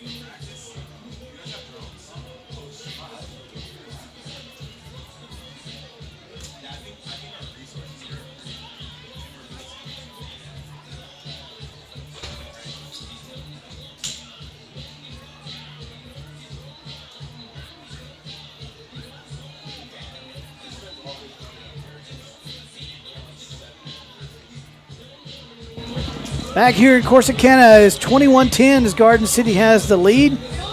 Michael Busby, this is a very, very big drive coming for the Bulldogs here to open the second half. Yeah, you definitely got to respond right here. You know, you can't wait 2 or 3 drives, you know, to respond. You got to respond right off of the bat with getting into the end zone. You got to get something out of this drive. All right, I'm going to go ahead and give our cast of characters today here. Thanks to these wonderful pictures that you saw in the first half. Landon Coles, our replay specialist today. Alexis Buchelik, our camera operators, Laney Ware, Justin Abram. Let's see, that's Keller Kincaid, Landon Irvin, Hallie Bates, Jonathan Seaton. I know him, but that's Jonathan Seaton, our stadium producer. Tyler Price, and of course our producer Cody Dickerson, who kind of leads this band of crazy folks. Tyler Price is one of the newer guys here at Navarro College. We welcome him. We've got seniority over Tyler, by the way. Yeah, oh, yeah, most definitely. We should be able to tell him whatever we want to do, right? Matter of fact, run down to the concession stand and give me 2 hot dogs. So yeah, we can. We can. I don't think that they could probably do anything but maybe mute our mics, right? But that might not be a good thing. You know, with it being a night game tonight, we kind of had to turn the lights on, but we did. You know, now that we've turned the lights on, I only have one request. Catch your good side. My left side is my good side. Hey, that's it. Yeah. I look better from the left side. And I'm sorry, but I always thought it was the outside was your good side. Well, it's pretty beat up. Oh man, if you only knew what Mr. Busby and I have been through in our personal lives together. We've known each other a long time. There's way more water under the bridge than you can possibly know, but I'm glad that you're here, my friend.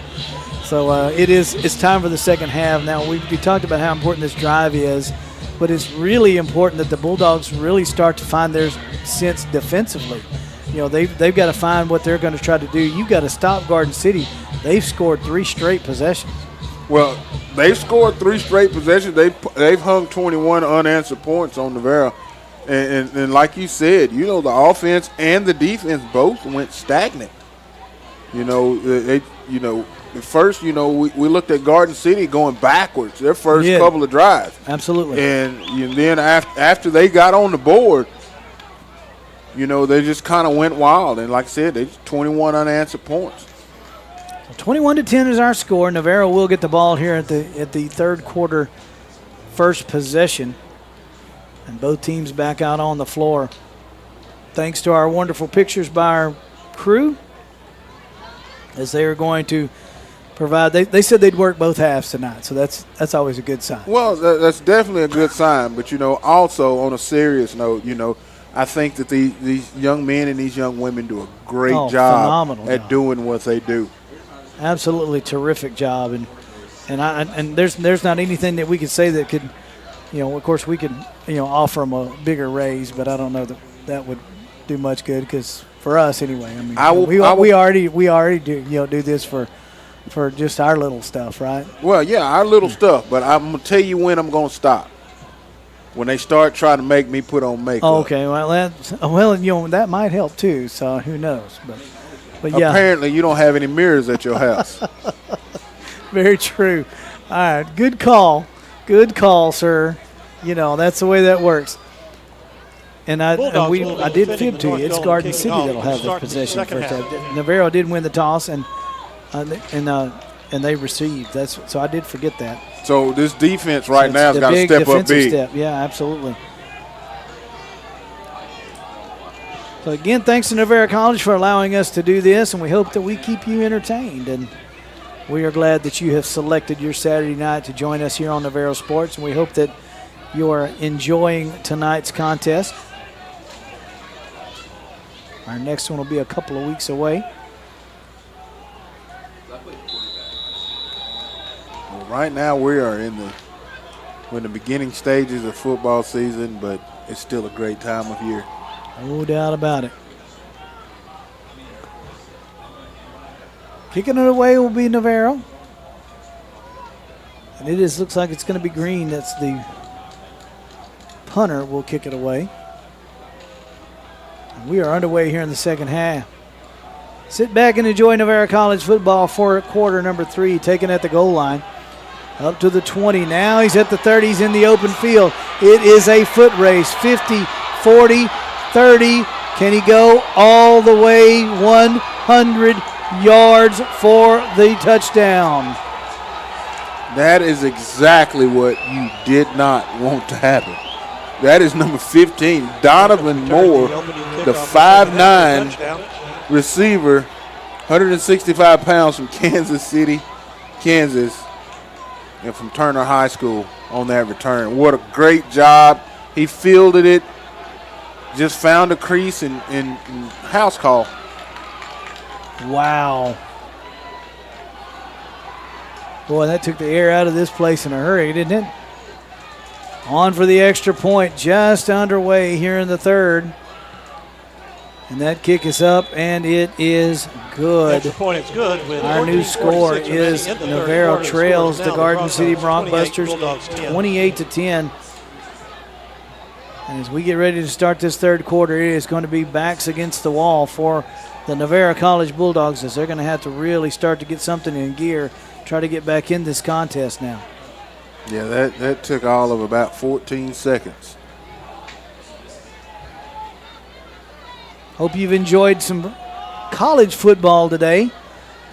Baylor and SMU in a slugfest in Dallas today in double overtime, as the Baylor Bears with their 14th consecutive win over SMU.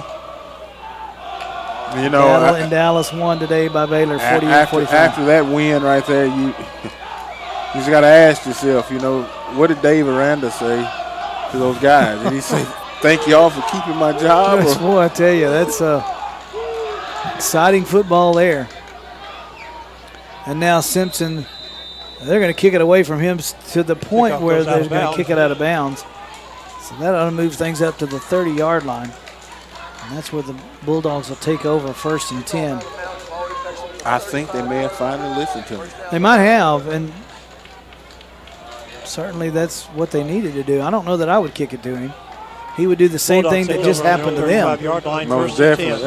And honestly, he's been one step away from returning a couple of them tonight.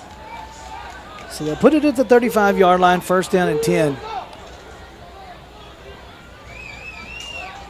And I believe it is still Shackleton is the quarterback, and it is.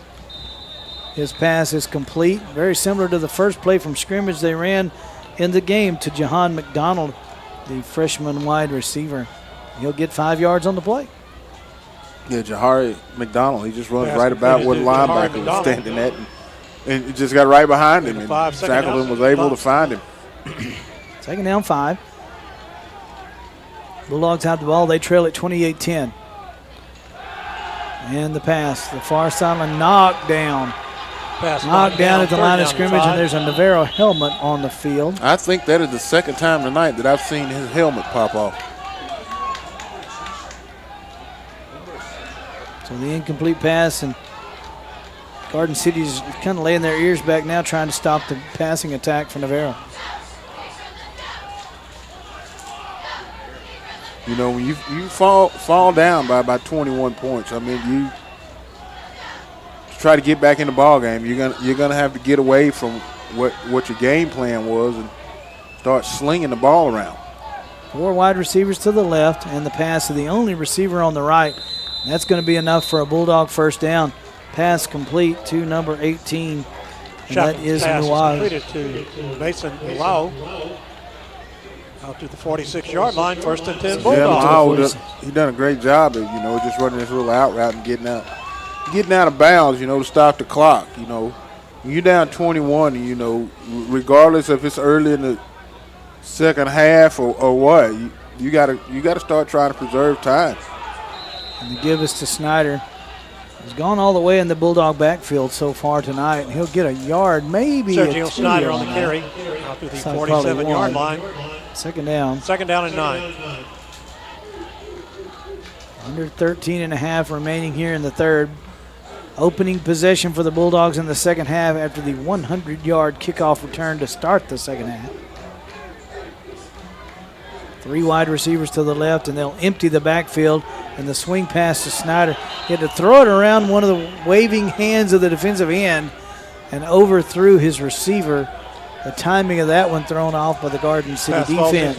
Third down and 9. Yeah, the defense done a good job of, getting his hands up. Just pretty much what he did was he made himself bigger than what he actually is by getting his hands up.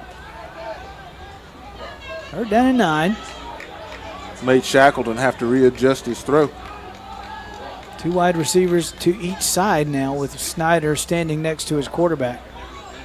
Now they're going to change the play at the line of scrimmage. 7 to snap.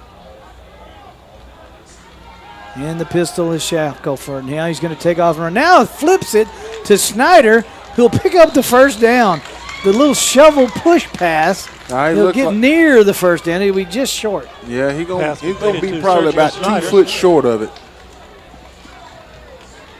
Brought down inside the 45-yard line, 4th and 1. Just inside the 45, and it'll be 4th down in inches. Bulldogs are going to go for it. Shackleton looks to his right to get the new set of signals from his coaching staff. 12 to snap. 4th down and less than a yard. Trying to pick it up. Give up the middle. Oh, it's going to be Shackleton on the keeper. And he might get, depending on the spot. I don't know if he got it. The Garden City defense says he didn't. I think he's going to get enough here. He didn't need much, and he did get it. 1st and 10, Bulldogs. Wow. He didn't get it by much. He may have gotten it by the smell of the football. It wasn't the nose of it. It was just literally, that was close. Had he handed it off to Snyder, I think he would have been able to get it pretty easily, but Shackleton made that a little bit of a surprise to everybody. And now on 1st down, 3 receivers to the left side. Navarro keeps the drive alive. And it's Shackleton up the middle, working his way, weaving through the defense. He'll pick up a couple down to the 42-yard line. Ryan Shackleton on the carry. Long drive now for the Bulldogs. Brought down at the 42-yard line. Yeah, you got to like I said, you got to get some points out of this. 41-yard line, 2nd down and 7. 2nd down, 7. Clock now becoming an enemy of the Bulldogs. They trail at 28-10. Man, that opening kick return that was critical. It was electric, wasn't it?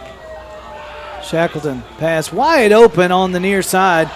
And that's going to be to, I believe that is Simpson. How do you leave that guy that wide open? How do you lose him? Pass is completed to Micah Simpson. Micah Simpson wide down open. To the 21-yard line. 21-yard line gain of 21. 1st down Bulldogs. No huddle. 3 receivers right side. That's the short side of the play. Now it is Shackleton. Now he needs some. He's going to direct traffic, and he'll pick up the 19-yard line on the keeper. 2nd down and 8. He's had the last 3 runs for the Bulldog offense. Shackleton carries out of bounds on the 19-yard line. 2nd down and 8. Watching Shackleton right now, I've seen just from last year to now, he's done a lot of maturing. Absolutely. Wind the clock at 10:50. 2nd down and 8 inside the Garden City 20. Bulldogs got the first 10 points of this contest and have given up 28 straight. Trying to break that string now. And they give to the first back through, and I believe that is Snyder, and it is. To the 18-yard line. 3rd down and 7. Sledding is a little tougher inside the 20. It'll be 3rd down and 7. Snyder's had a big night. The score doesn't reflect it, but he's had a pretty good night from the running back spot for the Bulldogs. 12th play of the drive for the Bulldogs. 10-10 clock running. 2 receivers left with a slot receiver. And it's Shackleton. Back, passes out to the right flat. Hit low and lunging forward to the 17-yard line is Snyder. Sergio Snyder. And it'll be 4th down. Down to the 17-yard line. I mean, do you kick this field goal or do you try to stick one in the end zone right now? I think you got to go for this one. It looks like they're going to send on the field goal. They're going to send on the PAT field goal team. cut this down to 2 scores to get some points, and they'll mark it at the 24-yard line, a 34-yard field goal attempt.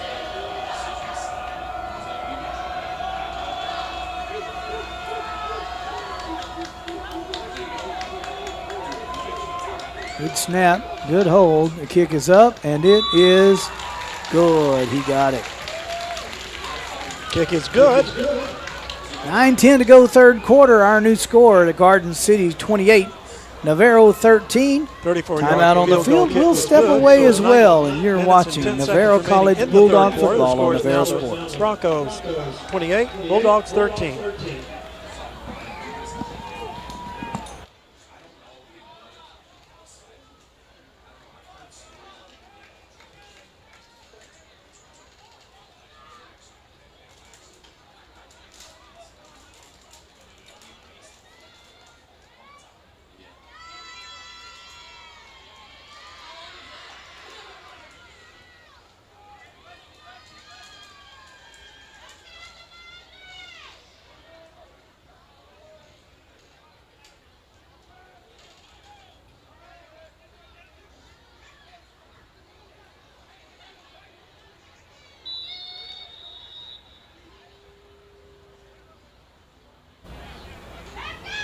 Back here in Corsicana, that scoring summary, Michael.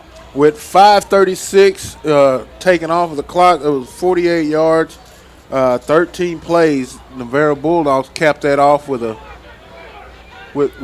putting 3 points on the board with a field goal. And a bouncing kickoff.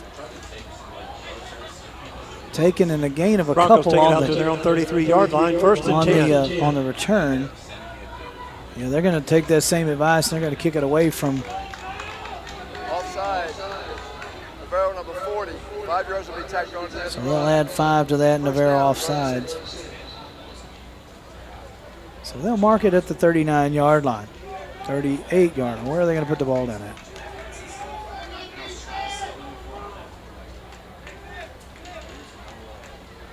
They're not sure where they're going to put the ball down at. Now we're going to put it down at the 30. Okay. So at the 38-yard line, first down and 10 for Garden City. Garden City has pretty much just imposed their will on Navarro so far. Big stance by the Bulldog defense here. So it looks like we have a new quarterback. That's number 8.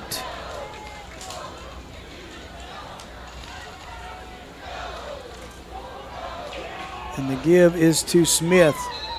Smith's Tanner Helton from Fort Myers, Florida. The new quarterback. Welcome to the ball game, Tanner.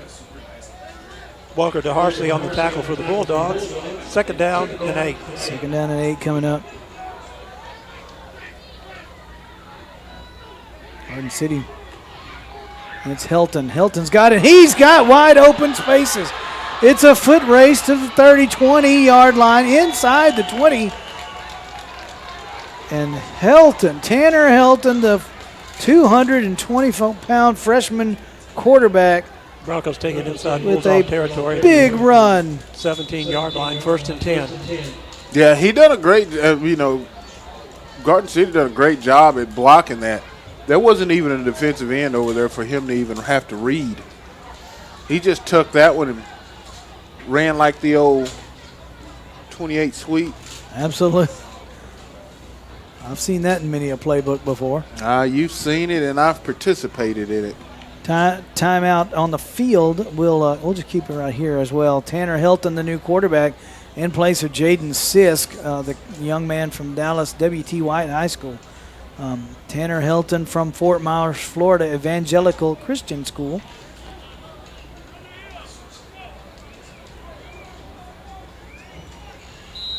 And now we have it first down and 10. Bulldog defense needs to get a stop. They've got to hold them out of the end zone and really not limit them to a field goal. You got to put a 0 on the spot here. First down and 10. They give to Smith. Smith makes a move at the 15. Inside. Now he'll get near 10. Knocked out there. And flags come in. Which one are they going to get? Which taunting are they going to get? The one on Navarro or the one on Garden City? Smith was brought down by number 27, Cole Smith, the linebacker from McKinney Boyd High School, McKinney, Texas. It's a first down after the play. Unsportsmanlike conduct. Garden City, number 48. Be a 15-yard penalty. And it is against Garden City. Now, it is a dead ball foul, so they're going to give them the down. As Smith carried it and was knocked out of bounds, and I believe he was shy of the first down. And we'll have to see for sure where they put the ball back at the 22-yard line. So it'll be second down and 12. Oh, they're going to give him the first down. Give him the first down.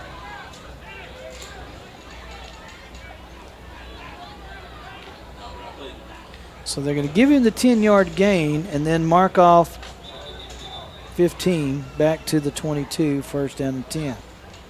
Kind of a convoluted penalty, but it works out none the same with the math. They're still trying to figure this one out, Scott. So they gave him the 10-yard gain down to the 7 and then marked off 15 to the 22. That makes sense to go first down and 10 because it was a dead ball foul. Helton in at quarterback. Now they give up the middle. Still plenty of room. He's going to walk into the end zone. Touchdown, Garden City. And they're on the verge of blowing this one open. Yeah, it's starting to get ugly, fellas.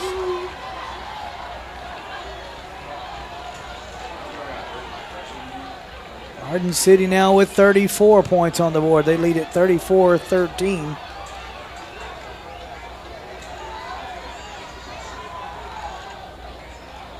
With the extra point to come.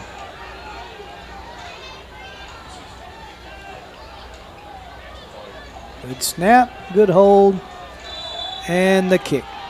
Extra point is good with 8 minutes and 7 seconds remaining in the third quarter. The score is now the Broncos 35, Bulldogs 13. And another flag comes down.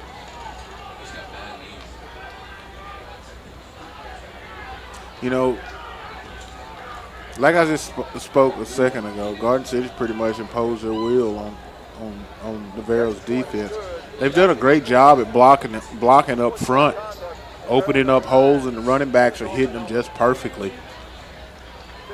So Navarro will get flagged for that 15-yarder that will be assessed on the kickoff.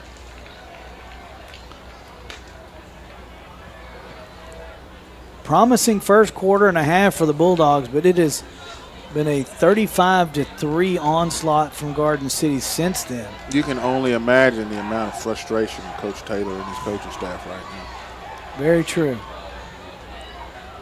Pretty jubilant trip back to Kansas for the Broncbusters if they're able to continue to pull this off.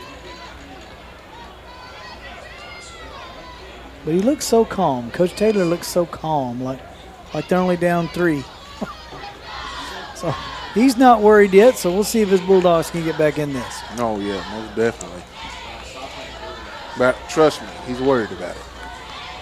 Starting with a good return, but I bet this one's going to sail right through the end zone, kicking off from midfield. Yeah, I'd try to put this one right between the uprights. If you hit it well enough, do you put it out on Highway 22? That would be a pretty good kick from here. Yes, it would be. Pretty good one. You don't want to put one out on 45th Street. That would be shanking it out of bounds. Well, nobody wants it that far. Of course, you know, we did a ball game here last year where the wind was blowing pretty hard. This is true. So it will go out of the back of the end zone. And the Bulldogs will have it first and 10. On their own 25-yard line, first and 10. At the 35. And Navarro needs to get it into high gear now. See if they can put themselves back in a position to take over the lead. 8:07 to go here in the third.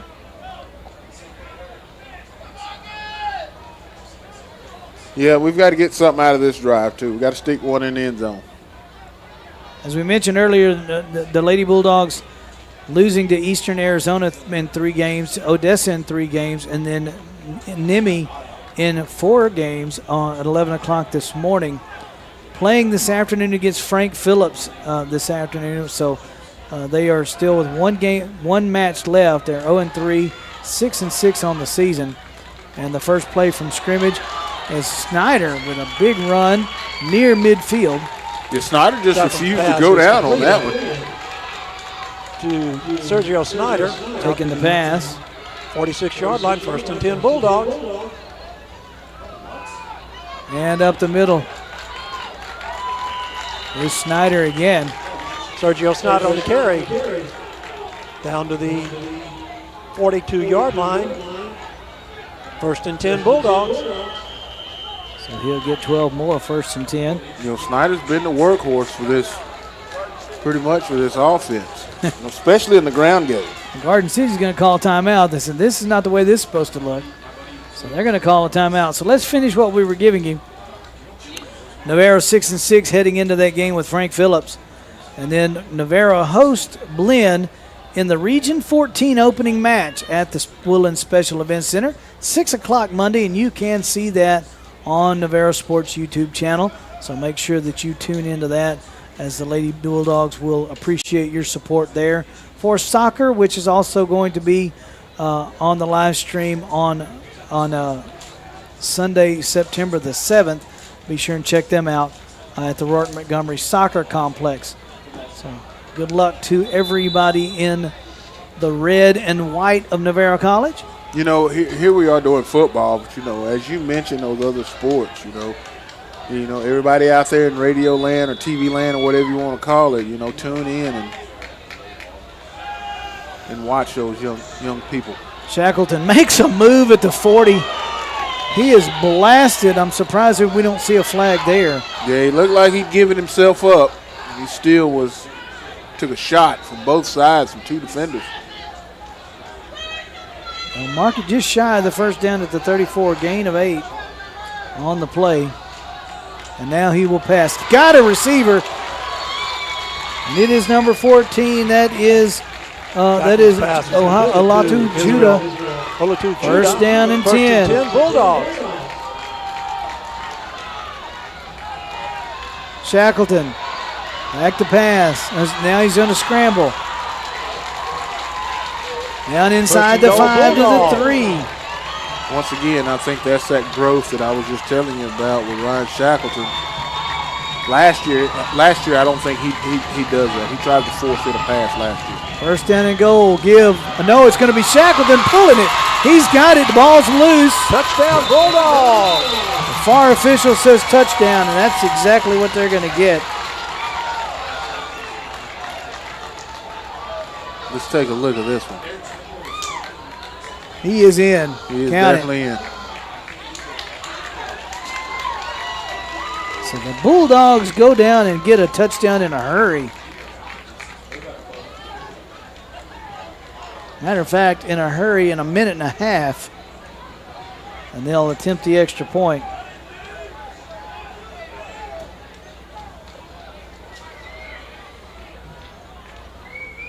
Good snap, good hold. And it is The Fields extra point is good. 6:23 to go in the third. Our new score, the Navarro College Bulldogs trail Garden City, 35 Broncos 35, Bulldogs 20. to 20. With 6:23 to go here in the third. And we'll step away. It is time for a quick break, and you are watching Navarro College Bulldog football on Navarro Sports.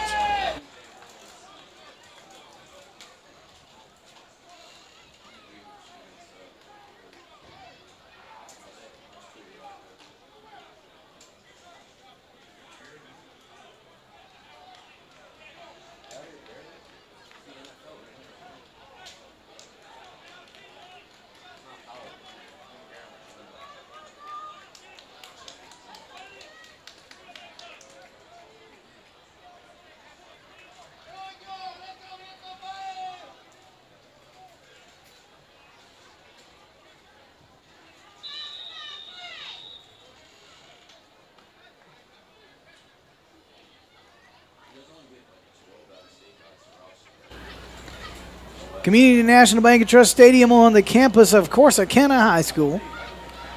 That's Michael Busby. I'm Scott Batts, and we are so delighted that you joined us. The Bulldogs cut the lead to 15, and the kick comes down to the 25-yard line and hit there and dropped at the 38-yard line. Broncos take it out to their own 38-yard line, first and 10. Navarro's decided that they're not going to kick another one deep. I don't blame them one bit. Do you? So first down and 10 for Garden City. And they'll start at their own 38-yard line. Yeah, the Bulldogs need to come up with a big stop right here. I'm almost inclined to say get a turnover here. Stop, turnover, just get the ball back. Keep them out of the end zone and get the ball back.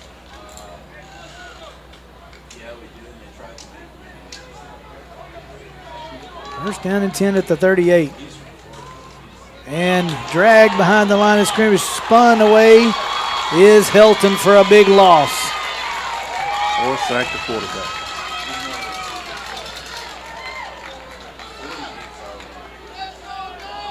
Great job by the Navarro defense.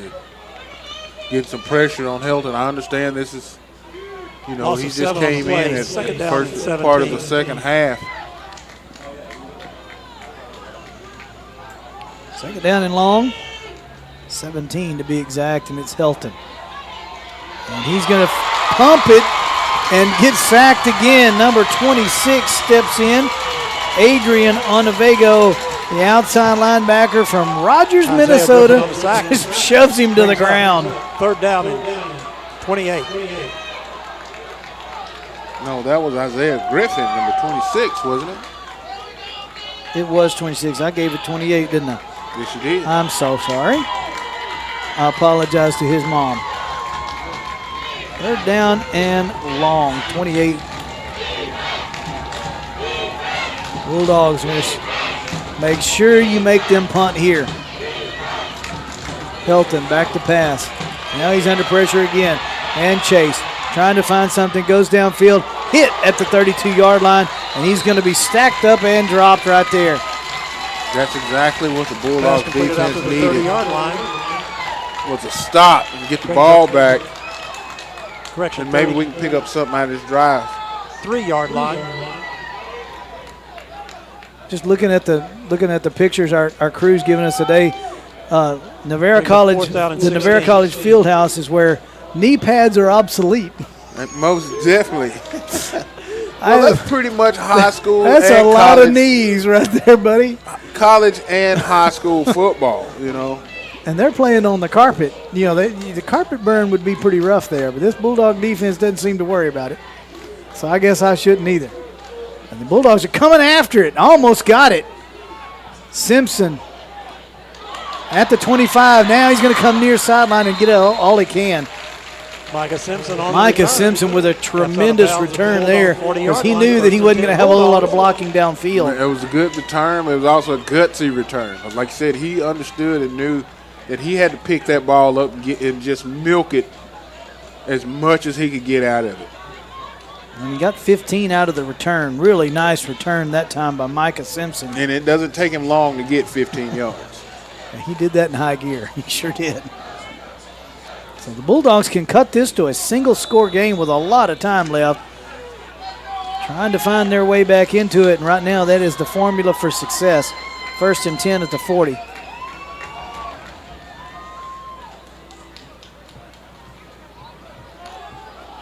And the give is to Snyder. Snyder might make it back to the line of scrimmage. Back to the It looks like that's all they got is the line of scrimmage. So they gave him back the 40. No gain. So second down 10. That last drive was pretty much Shackleton, the Shackleton highlight show for this game anyway. A couple of nice passes and a couple of really nice runs. Yeah, he just kind of, that last drive, he just kind of picked the offensive up, put him on his shoulders and carried it. Three wide receivers to the left. That's the wide side of the field, and the give is going to be through, and it's going to be Sergio Snyder again. he knifes his way through and picks up about 4, and I didn't think he was going to get that much. Like I said earlier in the ball game, Snyder's got a low center of gravity. 4 brings up 3rd down and 6. Huge legs. When he feels contact, he doesn't quit driving. 3.5 to go here in the 3rd. I think the Bulldogs are trying to sucker the Broncbusters into doing something crazy here and then go over the top. See what happens right here. 3rd down and 6. And the pass to Sergio Snyder. 1st down, Bulldog. Bulldog. Down to the Bronco 48-yard line. Find Snyder leaking out of the backfield to pick up that 1st down. And Snyder's got good hands. He's going to get it again through there, making his own way. Picks up 5. The far judge is going to give him the 43-yard line. Snyder on the carry. I look for Shackleton. 2nd down and 5. This time. And if he pulls it, I'm moving over to the coach's booth. You're just going to take your offensive coordinator stripes and just move 2 boxes over, right? Yes. And then y'all will get the chance to hear me hollering and beating on stuff over there. Oh, deal. I'll take that. I took my blood pressure medicine this morning. 2nd down and 5. Shackleton will roll right. Looking downfield, pump, fakes, and he's got his receiver. He's got Simpson. 1st down, Bulldogs at the 35-yard line, and now he's starting to find Micah Simpson. In which that is who you want to find. Down to the 35-yard line. If you're on offense or defense, you want to find number 3. Well, that's the whole point. I don't think Garden City's found him in the second half because Shackleton's found him a couple of times. 35-yard line, 1st down and 10. I'm Scott Batts. This is Michael Busby, and it is Navarro College football. We're proud to bring it to you. We could have a barn burner in the 4th quarter. Shackleton rolling left, throws across his body, hit hard as the catch is made, separated from the ball, and it is incomplete. Yeah, that ball was intended for Micah Simpson. You know, it hit him in the hands. He just did not come down with it. Took a big shot while he was in the apex of his jump. Well, I'm willing to bet you that he wished that he'd have that pass back one more time. Under the rules of this conference, there are still guidelines for replay. We have not had to call on replay so far tonight. And that's the blue tint that you see in the background a few times if you've been watching our video tonight. And in motion, 2nd down, and it is the jet sweep. Jet sweep to the gains a couple of yards. And that is McDonald.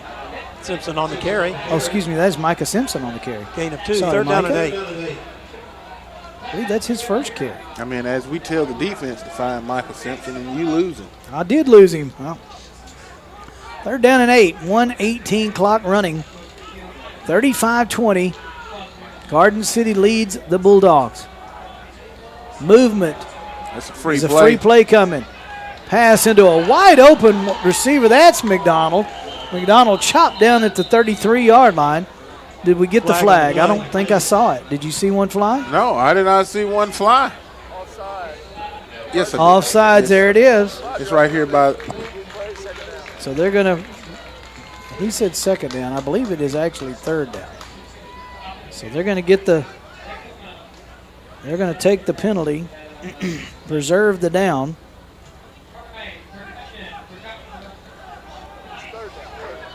So it'll be 3rd down and a couple. Looks like 3rd down and 3.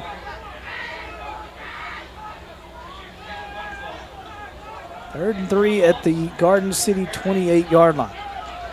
3 wide receivers to the right, short side of the field. 1 to the left. A lot of room out there. The ball's on the ground. Shackleton gets it. Will take a 2-yard loss on the play. And now decision time for Coach Ryan Taylor. You got to go 4th down and 5. And the reception is made. Pass completed to the car by Ashley. 1st and 10 Bulldogs. We hadn't called his name a lot this second half.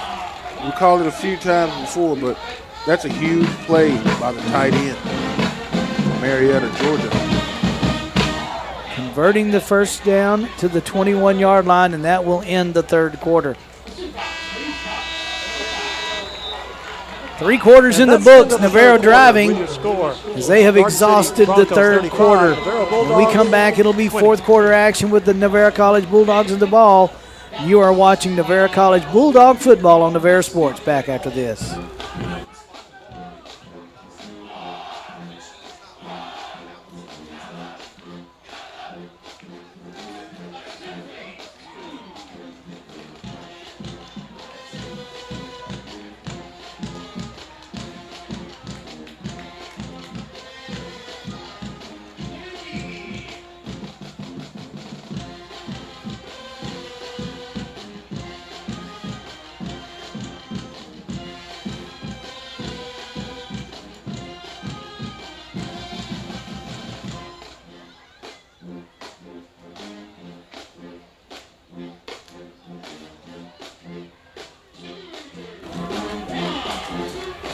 Fourth quarter here in Corsicana, Community National Bank and Trust Stadium on the campus of Corsicana High School, home of the Corsicana Tigers. Got a win over Waco High last night. Yeah, that was a big ball game. You know, Navarro right now, they really need to cap this drive off. They've had the ball since 4.5 minutes into the third quarter on a 10-play drive. Play number 10 here. See what the Bulldogs do as they're going the other direction now. Shackleton back to pass.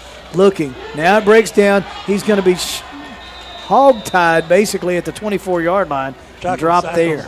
Yeah, he's going to lose about 3 yards on that. But when you feel it breaking down, you've got to throw it somewhere. Just do not take a sack right now.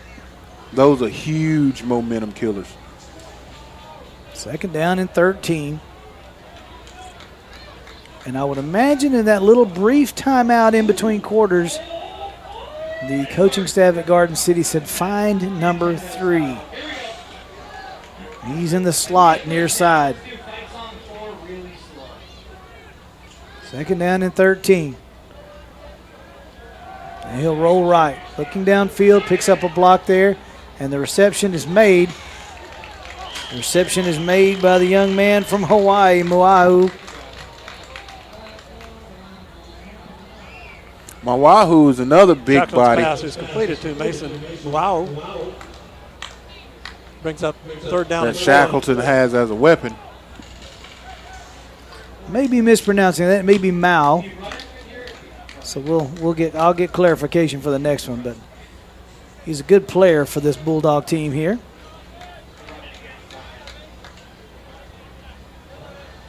This is, I think, the 13th play of this drive. It is the 13th play of the drive on third down and 4.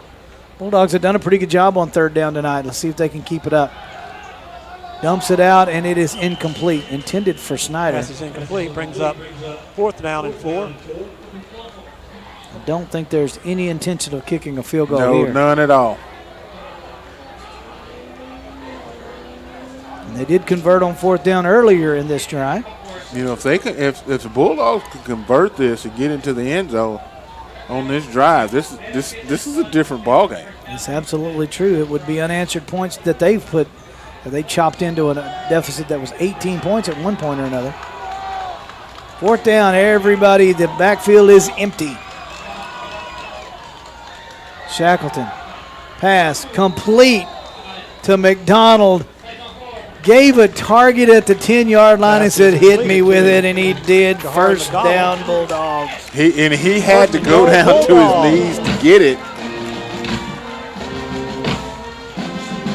Great job by Shackleton to find it. Keep this drive alive. He fired a dart at him, too.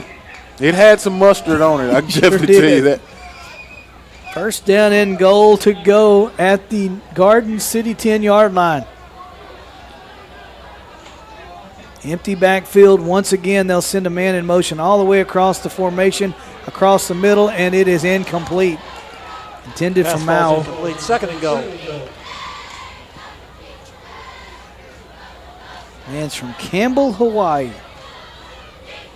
I bet he saw a lot of beaches from where he was at. I bet so. But here in Texas, he sees a lot of lake. A lot of farmland, I would imagine. And the stuff growing out of the trees would be peaches and pecans, not pineapples. We're going to be so technical, right? And it's Shackleton. He dumps it off. He's got to McDonald. McDonald at the 5-yard line, hit at the knees. Pass completed to Jahan That's going to McDonald. smart. He took a real shot down there. Brought down at the 4-yard line, 3rd and goal. Shackleton just kind of had to jump up to deliver that pass, but he was able to complete it. Yeah. McDonald comes out kind of favoring one of the wheels. He looks like he's a little out of line right now, but it's like a timeout taken by Garden City. That may be a great timeout for them, Michael, because that defense has been on the field for a while. Let's see, that we're 2.5 in. We're working on nearly a 7-minute drive that has consumed. This drive started. Let's see where this drive started at. As we bring you into the booth with us, this drive started at the Navarro 40-yard line, so they haven't really gone that much real estate, but it's taken them 16 plays to get there. I mean, that would be a great thing if the Bulldogs had 35 and Garden City had 20. True, but that. Very true. That is totally opposite right now. It's a lengthy drive. We still got the ball, but we got to punch this one in the end zone. Still can cut it to 1, 2 downs to get it 4 yards. Bulldogs will have it 3rd down and goal. And the deep setback is Sergio Snyder, and they will set it would put him in the slot on the left side. And now they'll run the option. It is Shackleton. Shackleton makes a move at the 2 and bought himself another yard. Carried down to the 2-yard I wouldn't line, say he's 4th the and goal. fastest or necessarily the quickest, but he can certainly be agile enough to make somebody miss. Once again, I'll bring this up. That's the growth that he was lacking last year, and what a difference a year makes. Big play here, 4th down and goal. Play number 18 of the drive. A weary Garden City defense, and the give is to Snyder, and he's going to be stopped in the backfield. Garden City gets the turnover on downs. 1st and 10. Broncos. That is not what you wanted to happen. Oh, that's tough.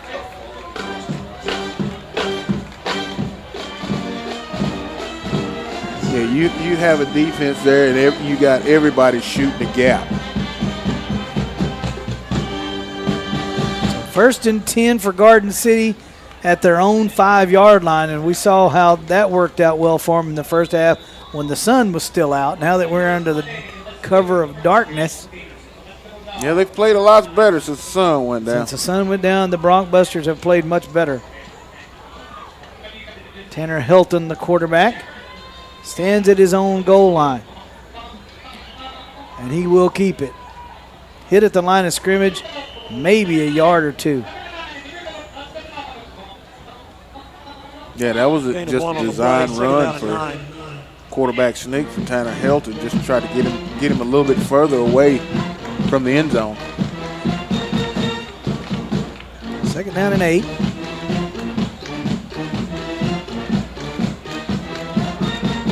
Actually, really not much more than 1 there according to where the down box is. And it's Hilton. Hilton trying to find somebody open. He's got a receiver. Oh, he's got Bennett for the 1st down. That one right there that play was defended about as well as you can defend it. 1st and 10. To the 15-yard line, that's a big play right there. By He was defended very well by Marjavius Moss out of Norwood, Louisiana. Oh, that's tough. Good play. 1st and 10 at the 15. And the give. Oh, no, it's going to be Hilton on the keeper. He'll pick up 7. Pulled that at the last second. Not the fastest guy on the field, but He's made some pretty good decisions so far at moving the offense to Margaret Garden on the City. tackle. You would think Second down that, and you know, him coming into the ball game, you know, to start off the second half, you know, things would kind of go slow for him. But right off the bat, he's marched his offense on down the field. Second down and 3.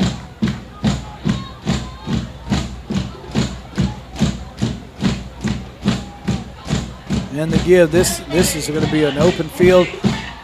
Trying to make the tackle, he's to the 30-yard line. Carried out to the That is John Randall 51-yard line, Jr., first and number 10. 1. Wichita, Kansas, picking up the Garden City first down.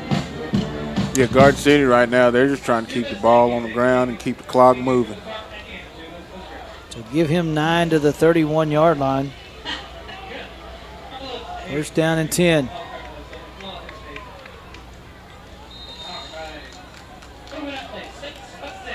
And that's Sisk back in the I was just about to say Sisk is back in the ball game. He'll get 1. Walker DeHarsley on that last tackle.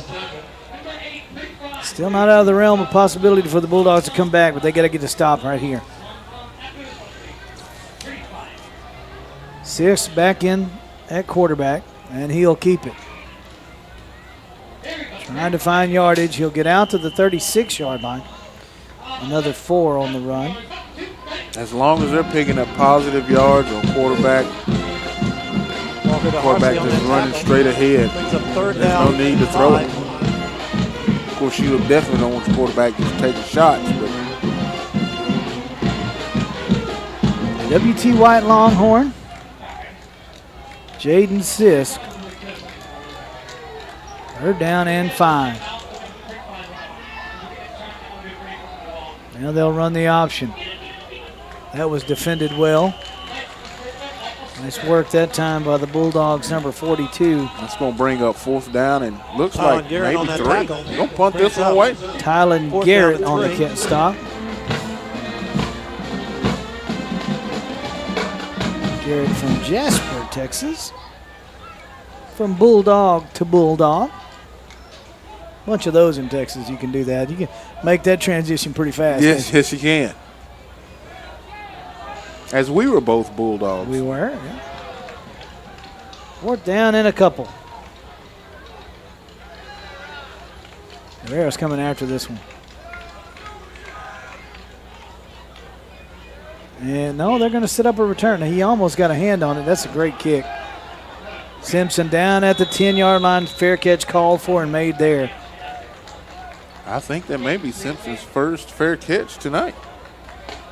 50-yard kick. This is a Bulldog team that had it 4th and goal at the 2. Now they're 90 yards away. Down 2 scores with 7:13 to go. Can't take 18 plays here now, Michael Busby.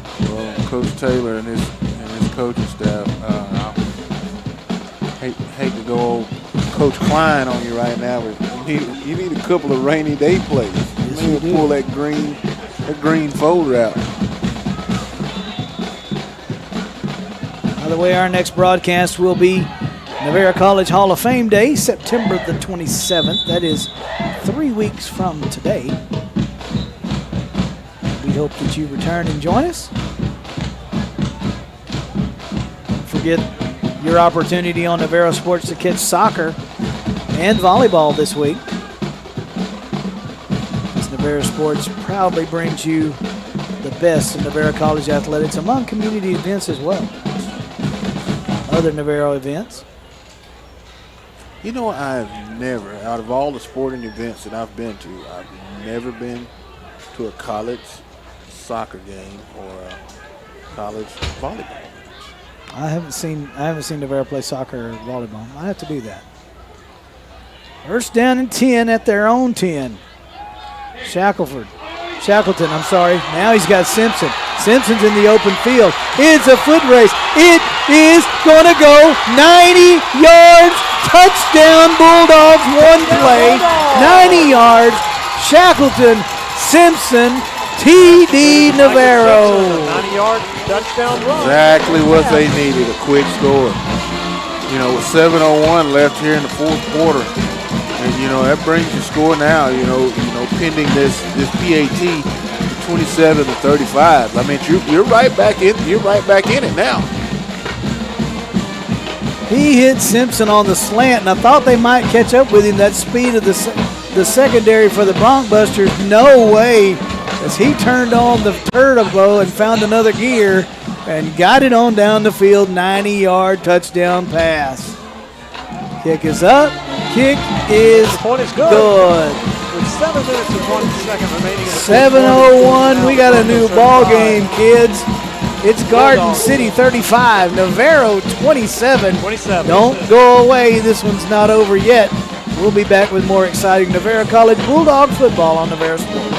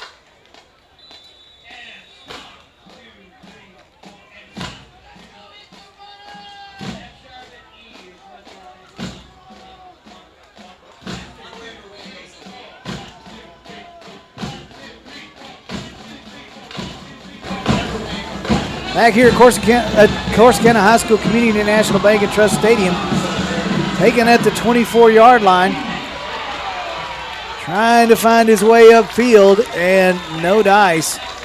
As the Bulldogs now with some momentum on their side, and when you got Mo on your side, it's all good, right? You either got mojo, momentum, or Mo better. Or no Mo. No Mo. But, that's what I've always heard. This defense really needs to fly around right now with some intensity and try to get this ball back into the hands of the offense. Or if not, the defense needs to score. Yeah, that's fine. And we'll take a defensive score here. That's totally fine. At the 31-yard line, first down and 10. 6:55 remaining in regulation. We were fixing to start without a ball. Okay.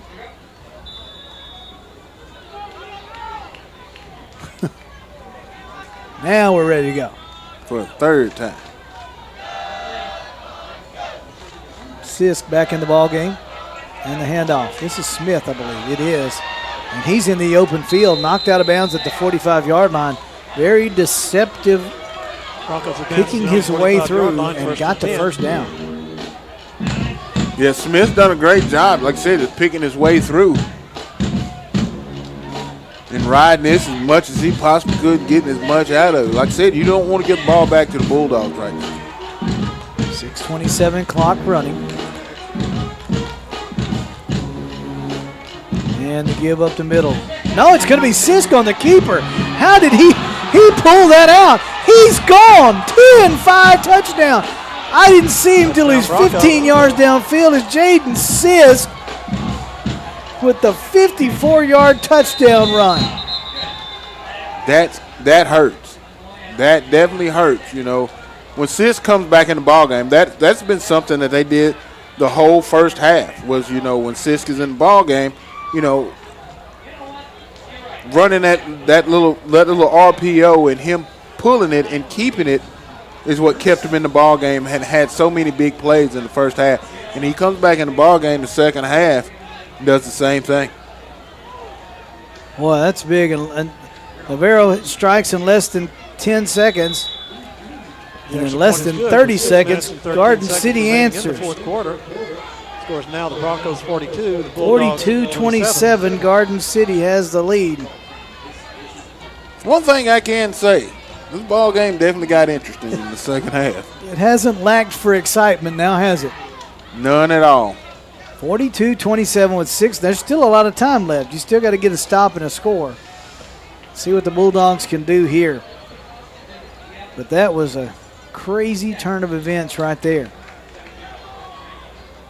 Want to thanks again to our production crew tonight, Cody Dickerson, our producer, Tyler Price. Welcome to the Navarro College family. I'm sure he's been welcomed already, but now we get our opportunity to do that.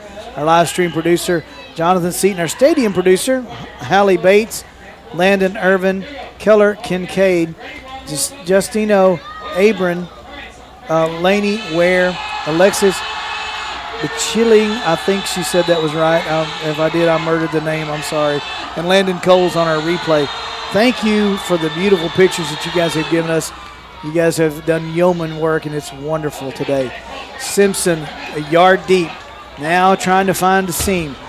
Turns and goes the other direction, trying to pick up a block.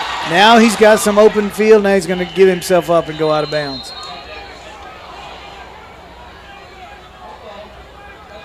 Yes, Simpson tried to reverse field, man. He's probably just gassed and. Well, he just went 90 with it a while ago. That's only 90 yards.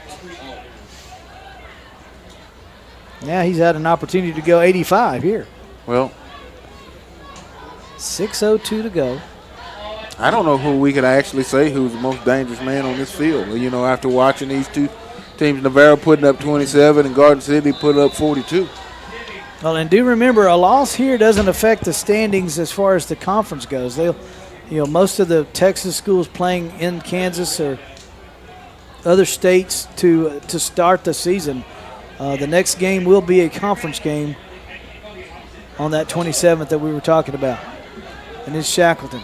Shackleton's going to try to scramble, and he's going to run out of bounds with a gain of a couple. Yeah, Shackleton done a good job of stepping up in the pocket and scrambling, and he could have very easily tried to get downfield, but he knew that time is not on his side, so he hurried up and got to the sidelines to kill the clock. It was a long 2 yards, but well, and once he made the decision, he still had to go about 25 yards to get out of bounds, all to the side. 2nd down 8. Clock running. Shackleton downfield looking, pump fake, and he's going to go out. No, he's going to just chunk it out of bounds to the sideline, which is, as long as you get it past the line of scrimmage, is legal. 3rd down and 8. Brings up 3rd down and 8 for the Bulldogs. And like I said, time is not on your side right now. And if Garden City gets his ball back, I don't look for them to ever even throw it. Just keep the ball on the ground and keep picking up 1st down. Jaden Sisk with the big long touchdown run. I think that was their intention the last drive. He just broke loose and ran off with one. 3 wide receivers to the right side. Now they'll empty the backfield. And set up the screen. Hit in at the 15-yard line. That was snuffed out beautifully by Garden City. Yeah, nothing doing on that one. That one was to the big tight end, Nakari Ashley. But it was sniffed out and actually went for a loss. Yeah, 4th down and 10. And the Bulldogs are going to punt it away. I think this is a wise move here. Let the defense try to get a takeaway. Well, you definitely don't want to go for it right here on your own 15. He'll launch one probably from about his own 4. Needs to rip one off here to set them back deep.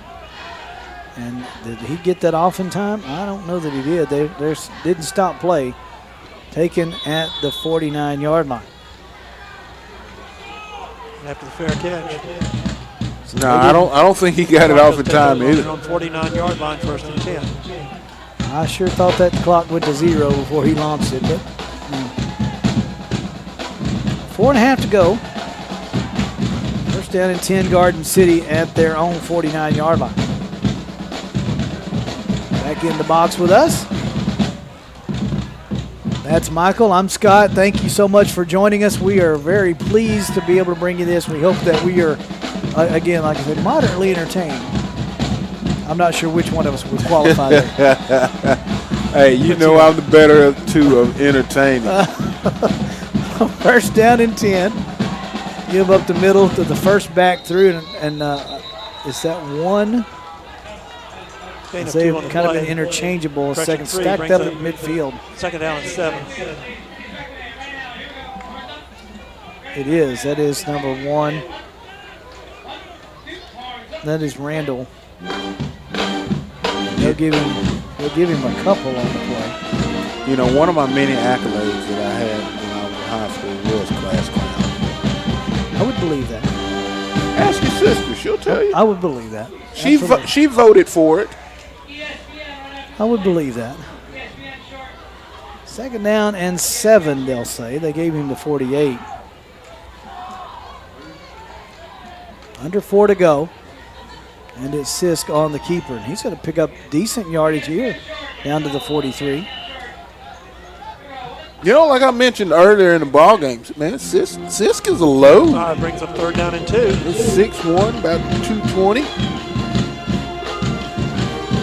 Well, I'm sorry, not 220, 205. But that's still a load right there. When it hits you underneath the chin strap, it doesn't really matter those 15 extra pounds. 3:15 to go. They're trying to drum up some support from the crowd. This is a big play right here. Then you get this stop. They have 2 timeouts left.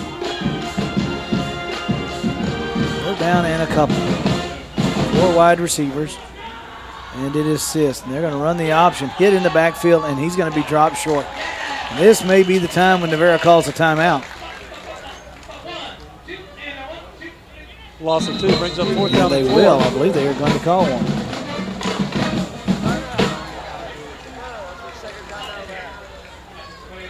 So they will call a timeout. 4th down and 4. And there's no doubt they'll come after this punt. They'll have. I'm sorry, that was Garden City that called that timeout. Each team now with 2 left. So Navarro's got 2 timeouts plus the 2-minute timeout. And 2:44 on the clock.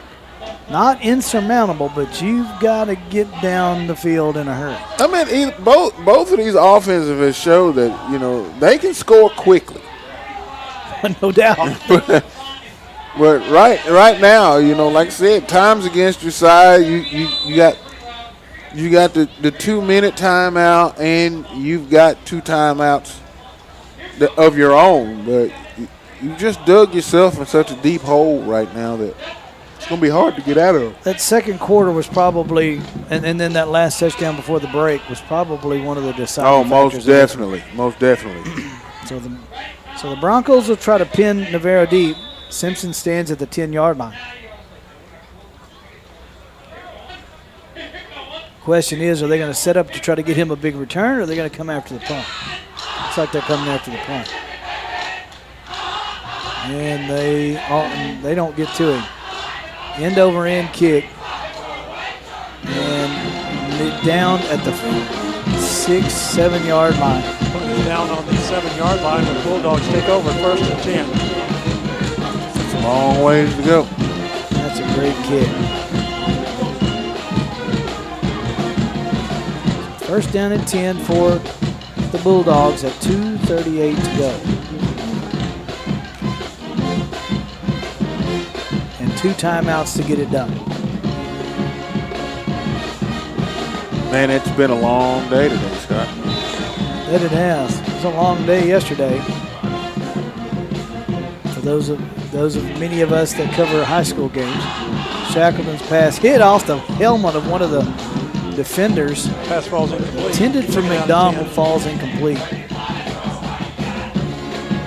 You know, I've said this several times in this ball game, Scott, but you know, just seeing the growth by Shackleton. You know, last year we got a chance to see 2 different quarterbacks, kind of like what Garden City's doing right now. Sure.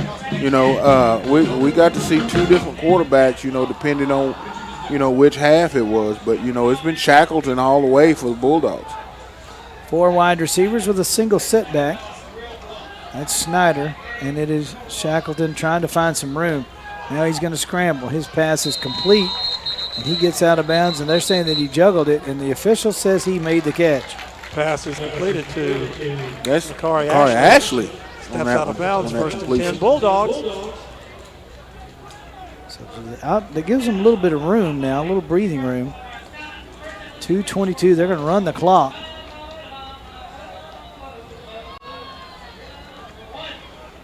And Garden City saying it was incomplete. 2:10 to go. They'll empty the backfield. Shackleton looking, passing. Far sideline complete to Simpson, first down. Pass completed to Right at the Simpson. 2. First Right and 10 at the 2 Bulldogs. minute. 2-minute timeout. Let's see now.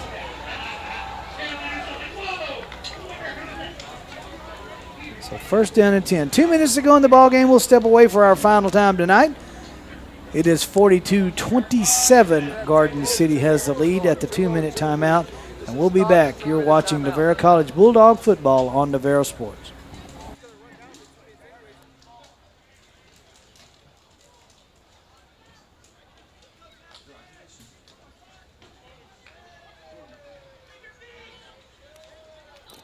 Okay, this is the 2-minute timeout. 2-minute timeout.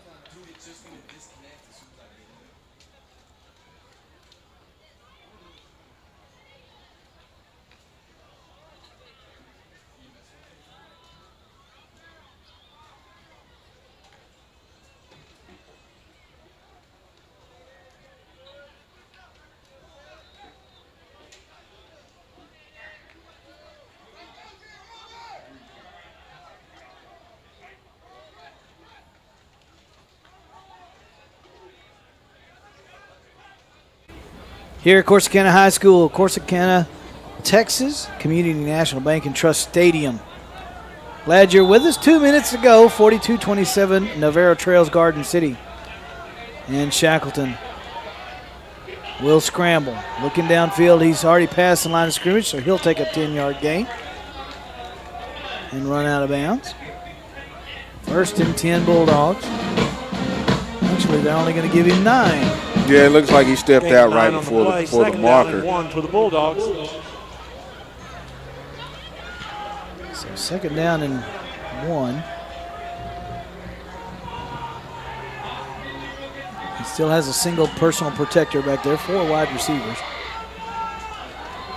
And he'll pass, completes it to Ashley. Pass completed to Corey Ashley. Ashley catches Out of it. bounds. They'll get him out of bounds there. It is for a first down. Bulldogs Picks up the first down, gets out of bounds, stops the clock. Once they get it set, it's going to start. The clock will start back running. 1:49 clock running. And the pass is almost picked off. Incomplete pass, second down and 10. That could have been the final nail in the coffin.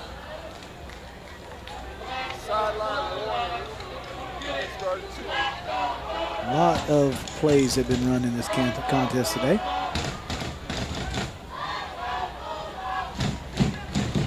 Second down and 10. 1:45 to go.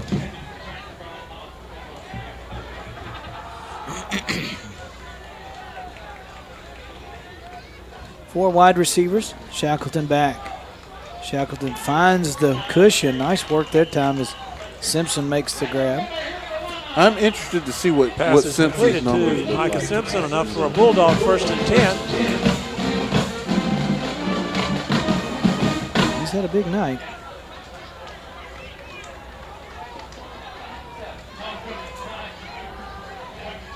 And again, Shackleton back to pass. In and out of the breadbasket of Simpson. Pass is incomplete, second down and 10. And he will go back to the huddle and said, sorry about that one. I should have got that one. And the momentum of that ball just died once it hit him. It didn't like bounce off too far. It just literally hit him, and the momentum just died. Second down 10. 1:36 to go. But that is definitely a ball that Simpson would love to have back. At the Garden City 43-yard line. Play fake to Snyder. Garden City not buying on that one at all. And the catch made. Simpson knocked out of bounds.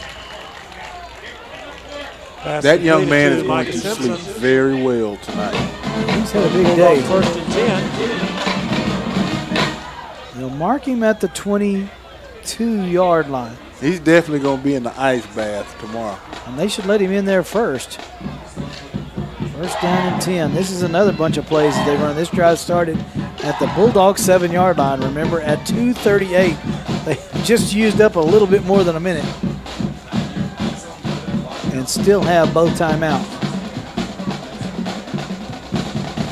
Shackleton looking, under pressure, and dropped. That one's got to go somewhere, Shackleton. You got to throw that one somewhere. Just throw it out of bounds. Do not take that sack. Clock running, nearing a minute, and the full blitz coming. And a stoppage of play. Timeout, Garden City.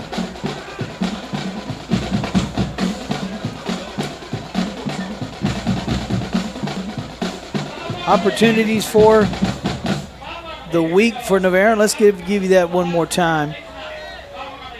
On Sunday, the Navarro live stream with Navarro versus, let's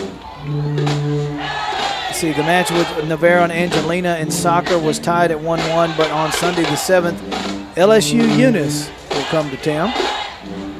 That's at the Rourke Montgomery Soccer Complex on the campus of Navarro College. So make sure that you make your way out there. It will be on the live stream, Navarro Sports YouTube, so make sure that you are available for that. It ought to be fun to watch. Also on, let's see, Navarro hosts Blinn in the Region 14 opener, 6 o'clock Monday at the Woodland Special Events Center. That is on the campus of Navarro. A beautiful facility there. It's been there a while, but that will be on the live stream as well. Back to live action. Shackleton, downfield, deep, puts one up for grabs. It's out of bounds. That's incomplete. Yeah, Shackleton, that play right there just didn't have any chance at all. But it didn't have a chance, but I'd very much rather him throw it out of bounds than him take a sack. 3rd down and 12 at the 26-yard line. 1:02 remaining. This game has not lacked for excitement, even though it's been a double-digit game most of the second half. 3rd down and 12.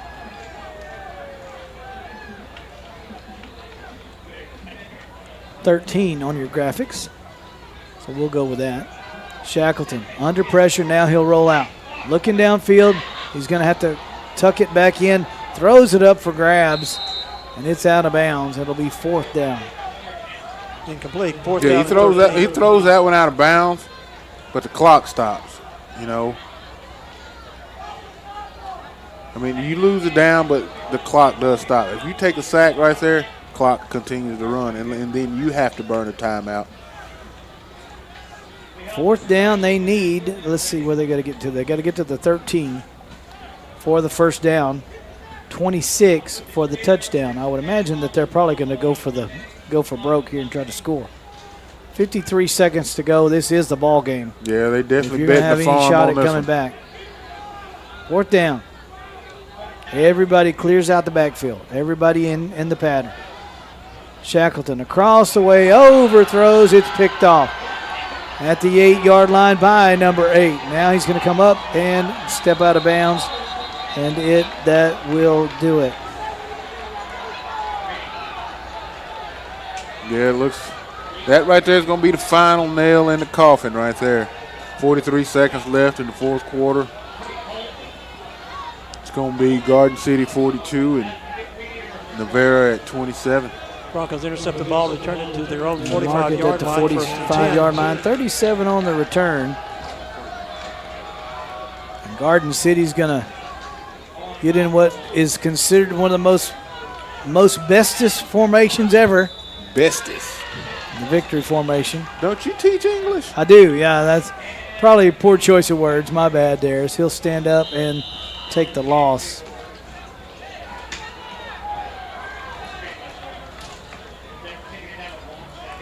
And Navarro will let that run out. I don't believe we're going to even see another. Broncos take a knee, brings up 2nd down and 13.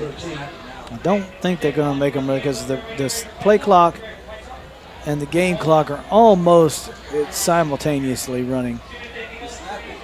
And I think the officials are going to let that partial of a second just play out.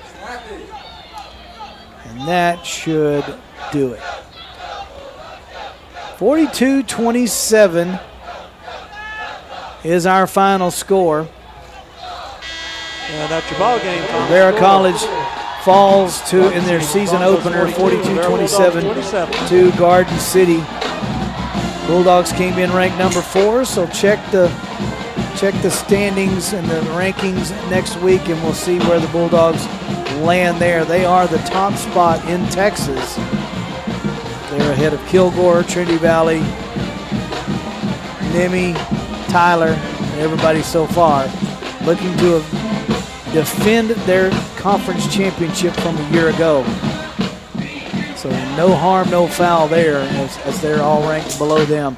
But you certainly wanted, this team is still a force to be reckoned with offensively, Michael. Oh, most definitely. I mean, you saw the capability of how fast they can score.